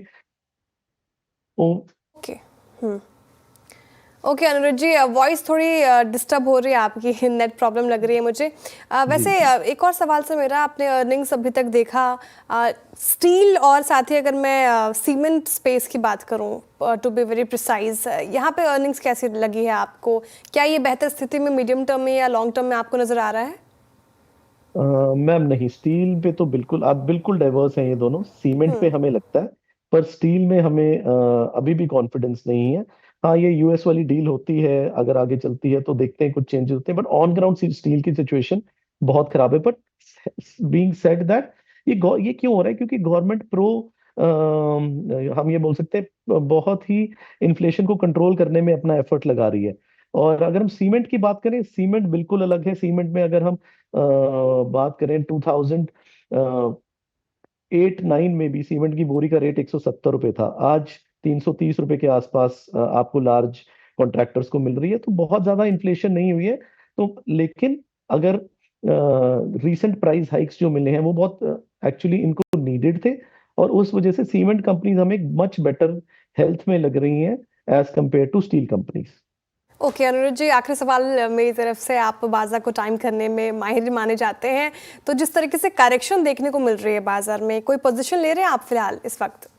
मैम देखिए, इस टाइम तो हमने जैसे बताया था कि 18 फरवरी से लेके 4 मार्च तक हमने पोजीशन अपनी वापस मार्केट में पूरी बना ली थी, तो अभी भी हम उस चीज को होल्ड कर रहे हैं। पर ओवरऑल आज भी मैं अपनी टीम से ये बात कर रहा था कि मार्केट में जो स्ट्रेंथ होनी चाहिए वो हमें नहीं दिख रही है, और कहीं ना कहीं अगर ये स्ट्रेंथ परसिस्ट नहीं करती तो कहीं ना कहीं जाके we will not shy away from taking a cash call again and sitting on cash for some time. इस टाइम पे अगर कोई पोजीशन बना रहा है तो मैं यही बोलूंगा कि सिप्स में बनाइए और बड़े क्वालिटी स्टॉक्स में बनाइए जो लीडर्स हैं। लीडर्स बुरे टाइम पे भी आपको धोखा नहीं देते। ओके, तो लीडर्स स्पेस के साथ, स्टॉक्स के साथ पर्टिकुलरली आप जानना चाहेंगे। बहुत शुक्रिया अनुरुद्ध जी हमारे साथ जुड़ने के लिए, तमाम सवाल के जवाब डिटेल में देने के लिए बहुत शुक्रिया आपके समय के लिए। और क्लोजिंग की ओर बढ़े तो 71 अंकों की गिरावट के साथ 24,389 के लेवल पर निफ्टी और बैंक निफ्टी में आप देखें तो PSUs बैंक ने स्पेशली और लुटिया डुबाई बैंक निफ्टी की, और जैसे नंबर्स आए बैंक ऑफ बड़ौदा के रिएक्शन अब स्क्रीन पर हमने देखे तो स्थिति खराब। अब यहाँ से क्या अप्रोच रहेगी वीरेंद्र जी, क्या करना चाहिए, क्या कैरी करें कल के लिए, जिस तरीके से बिकवाली आज हावी होती नजर आई? स्ट्रेंथ तो है ही नहीं, स्ट्रेंथ तो है ही नहीं। देखिए निफ्टी में स्ट्रेंथ नहीं है, और स्ट्रेंथ नहीं कहूँगा मैं, मोमेंटम नहीं है। जहाँ तक निफ्टी का केस है, मोमेंटम नहीं है। आपके पास उतना दमखम, अब चाहे कोई भी खबर हो या फिर स्केप्टिकल आप इसलिए हैं क्योंकि आप थोड़ा सा एक एनवायरनमेंट में अच्छे नहीं हैं, तो आप 24,500 को क्रॉस नहीं कर पा रहे हैं। बट व्यू यही रहेगा कि निफ्टी पे व्यू यही है कि till the time you are below 24500 range bound, till the time you are above 24200 you are range bound. आप उस 200-250 पॉइंट के चैनल में है, अगर आप ट्रेड कर सकते तो ठीक है, otherwise live it. But Nifty bank ने आज के व्यू के मुताबिक काम किया, 10 डे में टूटा ऑलमोस्ट। अगर आप निफ्टी बैंक का आज का इंट्राडे लो देखें जरा प्लीज, डायरेक्टर साहब इंट्राडे लो रखेंगे, लो प्रिसाइसिवली 54,244 का लो था, और जरा प्लीज बेस 2 लेके आइएगा। क्लियरली मेंशन था if we violate 10 day on the down side, a drift down, a possible retracement towards 241 is possible. शायद आज का लो है 244। ये चार्ट, ये स्टैट्स कहते हैं कि Nifty bank is preparing for at least 53,800 और 54,000। जरा ऑप्शंस के स्टैट्स दिखाएं डायरेक्टर साहब प्लीज एक बार, जरा उस 5400 के पुट राइटर को देखते हैं वो क्या कर रहा है। वो जो 3 स्टैट्स जो हमने ठीक 2 बजे देखे थे वो क्या कर रहे हैं। हम डे लो पर हैं, आप जरा इस पुट राइटर को देखिए, अब यहाँ पे मात्र 11.5 लाख से जुड़े हैं। तो अगर आपके पास शॉर्ट है तो आप प्रॉफिट बुक कर लीजिए, और कल अगर हमें कोई राइज मिला तो एक बार के लिए शॉर्ट करने की कोशिश करेंगे अगर ये 10 डे की डिजिट्री के आसपास खुले। बट आज बहुत दिनों बाद एक इंडेक्स जिसने वीकनेस दिखाई है, जिसने अपनी पैटर्न को वायलेट किया है, वो है निफ्टी बैंक। और इसके पीछे कारण PSUs के कुछ नंबर्स, कल SBI था and today it's bank of Baroda. Shreya बिल्कुल, कल SBI, आज bank of Baroda, PSU bank ने लुटिया डुबाई, और बैंक निफ्टी में अभी काफ़ी वीकनेस दिख रही है, परसिस्ट भी कर सकती है आप आगे, और लेवल्स आपने जाने। चलिए अब डीलिंग रूम की तरफ चलते हैं। यतिन हमारे साथ मौजूद है। यतिन बताइए डीलिंग रूम्स में कौन से स्टॉक्स पर फोकस? देखिए 2 स्टॉक्स ऐसे हैं जहां डीलर्स को फर्दर वीकनेस दिखाई दे रही है। सबसे पहले डॉक्टर रेड्डीज और फार्मा शेयरों में थोड़ी बहुत आज वीकनेस है ही। ओपन इंटरेस्ट के आधार पे और जिस हिसाब से FIs यहाँ बिकवाली कर रहे हैं, डीलर्स को लगता है यहाँ STBT का ट्रेड लेना चाहिए। 50 से 70 रुपये तक का डाउनसाइड यहाँ देखने को मिल सकता है पोजिशनली और BTST के लिहाज से भी। तो कहीं ना कहीं फार्मा स्टॉक्स में डॉक्टर रेड्डीज डीलर्स रिजल्ट्स के पहले थोड़ा बहुत शॉर्ट पोजीशन बना रहे हैं। इसके अलावा SBI ये काउंटर है जहाँ डीलर्स को कमज़ोरी दिख रही है। इनफैक्ट आज PSU बैंक्स में हमने बिकवाली तो देखी है। ओपन इंटरेस्ट 7% बढ़ा है, जो इंडिकेट कर रहा है कि यहाँ शॉर्ट पोजीशंस आज भी बनी है, और डीलर्स को लगता है कि यहाँ से भी काउंटर में 15 से 20 रुपये की डाउनटिक देखने को मिल सकती है। ओके, SBI और डॉक्टर रेड्डी दोनों में बिकवाली करने की राय फिलहाल, और प्रेशर तो बनता नजर आया ही है दोनों ही स्टॉक्स में, और PSUs जो हम चर्चा भी कर रहे हैं PSU बैंक में। शुक्रिया यतिन तमाम जानकारी के लिए। अब BTST STBT ट्रेड्स लेते हैं। गाबा सर आपसे शुरुआत। Good evening. BTST STBT। Good evening to you. और स्टॉक का नाम है SBI लाइफ। SBI नहीं, SBI लाइफ अभी ट्रेड 1728 के आसपास, मेरे ख्याल से स्टॉप लगाना चाहिए 1740 का, तो 12 रुपए का डाउनसाइड पॉसिबल है। फर्स्ट टेक्निकल टारगेट 1700, फिर 1680 भी पॉसिबल है। SBI लाइफ थोड़ा टेस्ट है, थका हुआ है। हाँ, और देखिए SBI लाइफ इटसेल्फ एक मैसेज दे रहा है कि थोड़ा सा बाजार का जो है ना, बाजार थोड़ा टायर्ड फील कर रहा है। SBI लाइफ वो स्टॉक था जो कि इंश्योरेंस बास्केट में सबसे स्ट्रॉन्ग था, even stronger than HDFC life. Prakash sir ने यहाँ पे शॉर्ट कॉल ली है, तब ली है जब अभी भी स्टॉक 10 टेमा के ऊपर है।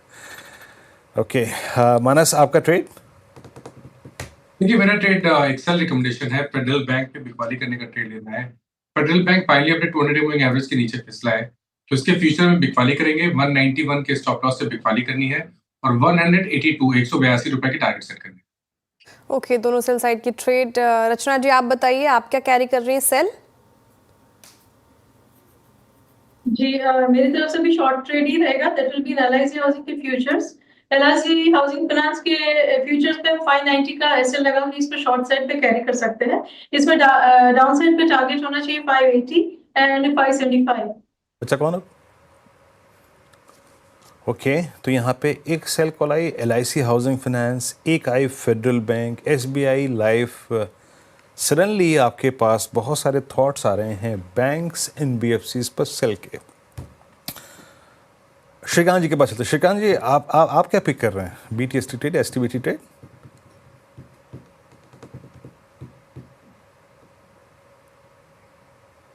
श्रीकांत जी बहुत अच्छी कॉल है आपकी, बस थोड़ी सी वो सॉरी तो समझ में आ जाएगी। यस वीरेंद्र। नहीं तो देखिए, अगर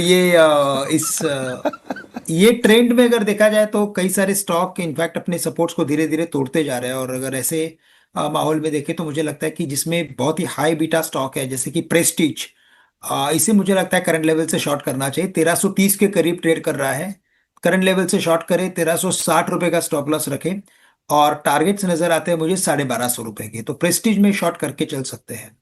प्रेस्टीज शॉर्ट करने की राय, और पूरा रियल्टी पैक ही दबाव में है फिलहाल। तो अभी तक सारे ही सेल ट्रेड। अमित जी आप बताइए, आप क्या कैरी कर रहे हैं कल के लिए? जी श्रेया जी, मैं ग्रैन्यूल्स के फ्यूचर को शॉर्ट करूंगा। ये कंटिन्यूसली वीक स्टॉक रहा है, यहाँ पे ग्रैन्यूल्स ने continuously lower low lower highs बनाए हैं। जब मार्केट अच्छा परफॉर्म कर रहा था तब भी ग्रैन्यूल्स ने कुछ नहीं किया। आज के सत्र में हम देख रहे हैं कि पिछले 4-5 दिन के लोस को ये तोड़ रहा है और ऑलरेडी 10 टेमा के नीचे ट्रेड कर रहा है। करंटली 448 रुपीज 60 पैसे का प्राइस है फ्यूचर्स में, इसे शॉर्ट करें। स्टॉप लॉस रहेगा 455 का और टारगेट्स रहेंगे 435 के। ओके, ग्रैन्यूल्स शॉर्ट हैं। सडनली देखिए आपके स्क्रीन पे सारी कॉल शॉर्ट है, सारी कॉल शॉर्ट है। मयूरेश जी, आई होप आप शॉर्ट नहीं होंगे, आप नहीं होते हैं। आपका बाय ट्रेड क्या है? मेरे हिसाब से आई थिंक पॉली मेडिक्योर, इस पे ध्यान देना चाहिए। नतीजे काफी शानदार रहे हैं 9 महीनों तक FY25। उम्मीद यही है कि जो कैश रिच बैलेंस शीट है, लगभग 1075 करोड़ की कैश इनके बुक्स पे है। जो प्लांट्स है, 3 प्लांट्स फंक्शनल हो जाएंगे, 12 प्लांट्स ऑलरेडी ऑपरेशनल है, 200 और प्रोडक्ट्स है, 1.7 बिलियन की मैन्युफैक्चरिंग कैपेसिटी है। और जैसे एक रिप्लेसमेंट हो रहा है पूरा मेडिकल डिवाइस मार्केट में, 70% ऑफ द मार्केट और the revenue is from the export market. तो जो domestic subscription as well as export opportunities होंगी, ये काफी तगड़ी हो सकती है for a company like Poly Medicure. हमें लगता है आई थिंक ये स्टॉक शायद एक मोमेंटम दिखा पाएंगे फ्यूचर के दौरान। ओके, चलिए, तो ये है आपका व्यू पॉली मेडिक्योर पे, बाय कॉल है ये। अच्छा, अब एक काम करते हैं, थोड़ा सा आपको डेरिवेटिव सेटअप उससे थोड़ा सा अवगत कराते हैं। देखिए कल बैत अच्छी थी, बट टुडे इट्स मतलब इसकी शेप बहुत ही ख़राब है, कोलैप्स कर रहा है। ज़रा लेके आइए लॉन्ग, मात्र 19, शॉर्ट 13, ठीक है, शॉर्ट लगभग 83, माफ़ कीजिएगा, शॉर्ट कवरिंग 13 में। और लुक एट अनवाइंडिंग, यानी प्रॉफिट्स को कैश में कन्वर्ट करने की टेंडेंसी आज बाज़ार में थी। आज PSU बैंक्स में जो हुआ, आज बहुत हद तक कुछ IT में जो हुआ, और इवन अगर आप आज के टॉप गेनर्स को भी निकाल लें, look at M&M intraday high से कंपेयर करिए, तो एक फीलिंग थी कि अपने प्रॉफिट्स को जनाब कैश में कन्वर्ट करिए। Hero MotoCorp, max health care, Polycab, भारतीय एयरटेल, टाटा स्टील बहुत स्ट्रॉन्ग मूव था। पॉलीकैब मेरे ख्याल से पोस्ट नंबर्स बहुत अच्छा मूव दिया। शॉर्ट कवरिंग एमएनएम में एक कारण थी, यूनाइटेड स्पिरिट्स में, एक्साइड में, एचयूएल में और नेस्ले में। और उसके बाद लॉन्ग अनवाइंडिंग कहाँ पे, short buildup, bank of Baroda, post numbers long unwinding भी हुई, शॉर्टिंग भी हुई। Same is the case with Indian hotels, union bank, Canara bank, PNB. पूरा banking basket, PSU banking basket जो है वो कोलैप्स हुआ आज। Look at bank of India long unwinding, NCC, Gujarat properties, CG power, Paytm.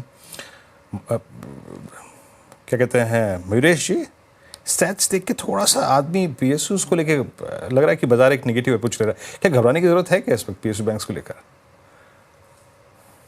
थोड़ी आई थिंक एक प्रॉफिट बुकिंग के सिलसिला जरूर चल रहा है पीएसयू स्टॉक्स में विरू जी, और मुझे लगता है आई थिंक जो हम एक्सपेक्टेशन बांध के रख रहे हैं in terms of government capex, specifically I think across segments, वो पावर सेगमेंट हो जहाँ पे गवर्नमेंट की रणनीति बहुत साफ है, वो डिफेंस हो जहाँ पे गवर्नमेंट की रणनीति बहुत साफ है, public sector enterprises specifically catering to engineering and infrastructure जहाँ पे जो केपेक्स आउटले दिया है बजट में ये काफी तगड़ा दिया हुआ है, या पीएसयू बैंक्स हो जनरली जहाँ पे हमने एक इम्प्रूवमेंट ट्रेंड देखा गया है। तो कहीं ना कहीं आई थिंक एक जो सिलसिला चल रहा था कहीं ना कहीं प्रॉफिट बुकिंग जरूर हो रही है, but selectively with in this spaces मुझे अभी भी लगता है क्वालिटेटिव स्टॉक्स अभी भी मौजूद हैं जहाँ पे जैसे हम देखते हैं रेटिंग्स रैंकिंग्स काफी बेहतर है, डिविडेंड यील्ड्स काफी स्ट्रांग है, और जो फोकस है फॉर एग्जांपल पावर जो रिन्यूएबल 500 गीगावाट तक पहुंचना है एज एन एग्जांपल, या डिफेंस में आई थिंक जो आउटले है जो हर साल आई थिंक बरकरार रह सकता है, जहाँ पे ऑर्डर्स आत्मनिर्भर भारत के व्यक्तिगत रूप में काफी इंडियन कंपनीज को मिल सकते हैं, और यूरोप से एक्सपोर्ट ऑर्डर्स की उम्मीद आप लगाए सकते हैं। तो मुझे लगता है स्पेस इंटरेस्टिंग है, प्रॉफिट बुकिंग के दौर से गुजर रहा है, but within all the spaces कई इंटरेस्टिंग स्टॉक्स हैं जो अच्छे लग रहे हैं from medium to long term. Okay, medium to long terms में अभी फिलहाल तो स्ट्रेंथ है। आज मुनाफा वसूली का दौर देखा है इस पीएसयू बैंक स्पेस ने, खैर लेकिन ऑप्टिमिस्टिक ही नजर आ रहे हैं मीडियम टू लॉन्ग टर्म में पीएसयू बैंक्स पे फिलहाल। अब भी बैन अपडेट लेते हैं, और आज सीडीएसएल वायदा बैन में जा सकता है। 105 पोजीशन बनी है इस पर्टिकुलर काउंटर में, तो सीडीएसएल वायदा बैन में जाने की पूरी यहाँ पे आशंका जताई जा रही है। ठीक है, कुछ और स्टॉक्स की बात करते हैं जो डे लो के आसपास कारोबार इनफैक्ट क्लोजिंग होने की तैयारी कर रहा है। प्राइवेट बैंक में देखिए जहाँ पे एचडीएफसी आईसीआईसीआई ने एक मोमेंटम जारी किया था, लेकिन एक्सिस बैंक नहीं। एक्सिस बैंक अब देखिए डे लो के आसपास क्लोज होने की तैयारी कर रहा है। ये देखिए एचडीएफसी बैंक आपके स्क्रीन पर आएगा, ये डे लो के आसपास एक्सिस बैंक। ग्रासिम यहाँ पे सीमेंट स्पेस से इस पे थोड़ा डेंट पड़ता हुआ नजर आ रहा है, और ये डे लो के आसपास।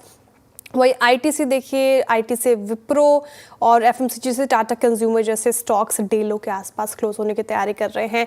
क्योंकि हम बैंक आज फोकस में भी है, जिस तरीके से निफ्टी बैंक पर दबाव देखने को मिल रहा है, पीएसयू स्पेन में है, एचडीएफसी और आईसीआईसीआई थोड़ा बेटर पोजीशन पे, लेकिन एक्सिस बैंक नंबर भी फीके है। अगर आप कंपेयर करें आईसीआईसीआई और एचडीएफसी बैंक से, एक्सिस बैंक पर लगातार दबाव देखने को मिल रहा है। इस पर एक बार राय जानना चाहूँगी गाबा सर आपसे।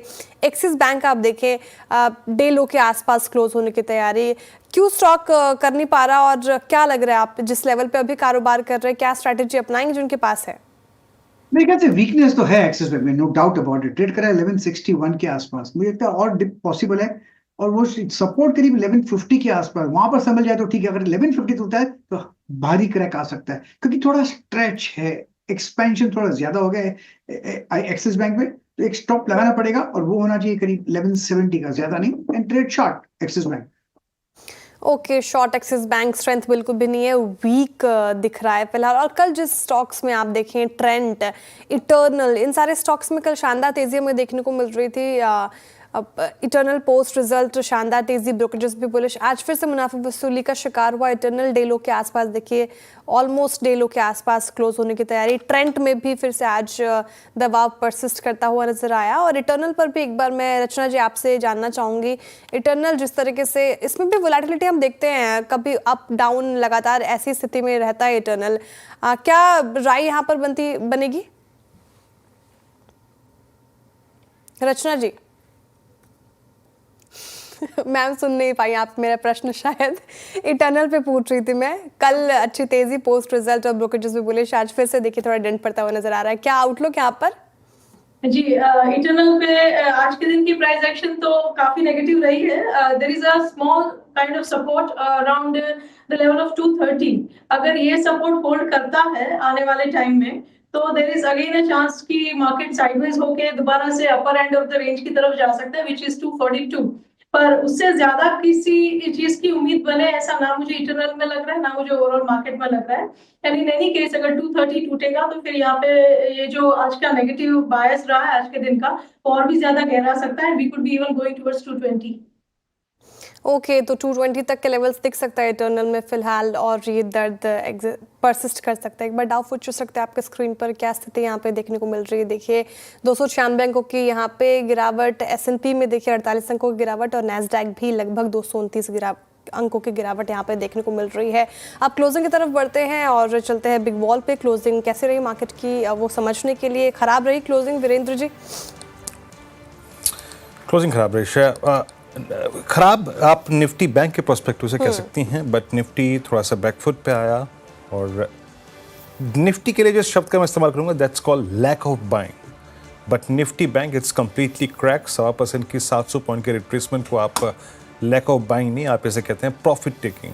और जहां पे जिनके लिए स्कोप था शॉर्टिंग का उन्होंने शॉर्ट भी किया। क्लियरली आपकी स्क्रीन पे एडवांस डिक्लाइन रेशियो आज खराब हुआ। रेट सेंसिटिव में आज सेल कॉल बता रही हैं कि आज rate sensitive whether it's banks, NBFCs, lending, non lending, सब में अगर आप देखें आज रियल स्टेट में आज अच्छा कोलैप्स था। एक थोड़ा सा जो वाइब्रेशंस अच्छी थी वो थी ऑटो में, अदरवाइज आज मिड कैप को देखिए, आज स्मॉल कैप को देखिए, आप IT को देखिए, आप बैंक्स को देखिए, सब क्रैक हो रहे थे। ओनली इट्स ऑटो जो थोड़ा बहुत चल रहा था, लेकिन ये भी देखिए लाल निशान में। तो आज आप कह सकते हैं कि बाजार का मूड वाकई ख़राब है। और कल थोड़ी सी FIs की बाइंग थिन थी, वो आज मेरे ख्याल से शायद बायर ना हो। बाकी हीरो मोटर का, भारतीय एयरटेल, HUL, टाटा स्टील ये स्ट्रॉन्ग प्लेयर थे आज के। बाकी MNM, नेस्ले और आयशर मोटर्स, मारुति, लेकिन बैकफुट पे था अदानी एंटरप्राइजेस, जियो फाइनेंस, इटरनल और Trent, SBI life, HDFC life, SBI life का सिंक होना ये इस बात का संकेत है कि मोमेंटम कोलैप्स हो रहा है। बाकी Adani ports, SBI, Cipla, Tata Motors और कोल इंडिया इन सभी काउंटर्स में कोलैप्स था। BL, इंडसइंड बैंक यहाँ भी सॉफ्टनेस नजर आई। मार्केट्स शट आपकी स्क्रीन पे 24,336 पे और बैंक निफ्टी 54,180 पे। अगर आप टिक बाय टिक चार्ट देखें निफ्टी बैंक का तो मेरे ख्याल से आज की कैंडल को आप क्या कहेंगे? जहां खुला वहीं से क्रैक हुआ, डे लो पर गया। और एक और बात, नो इंट्राडे रिकवरी, एक पैसे की रिकवरी नहीं थी। जो बिकता गया वो बिकता गया। खैर ये रहा आज का हाल। श्रेया, आज आपके पंचनामा में कार्यक्रम में आज गेस्ट कौन होगा आपके साथ? जी, आज हमारे साथ होंगे अरुण मंत्री जी, मार्केट एक्सपर्ट फिनमार्ट से, और तमाम सवालों के जवाब देने की हम कोशिश करेंगे। ज़्यादा से ज़्यादा सवाल लेंगे और छोटे से विलंब के बाद CNBC आवाज़ के सभी सोशल मीडिया प्लेटफॉर्म्स पर, X, Instagram, YouTube, Facebook पे हमारे साथ जुड़िए, तभी सवालों के जवाब जानिए। चलिए, आपसे अगली मुलाकात होगी कल सुबह मॉर्निंग कॉल, उसके बाद मुनाफे की तैयारी। तब तक के लिए नमस्कार।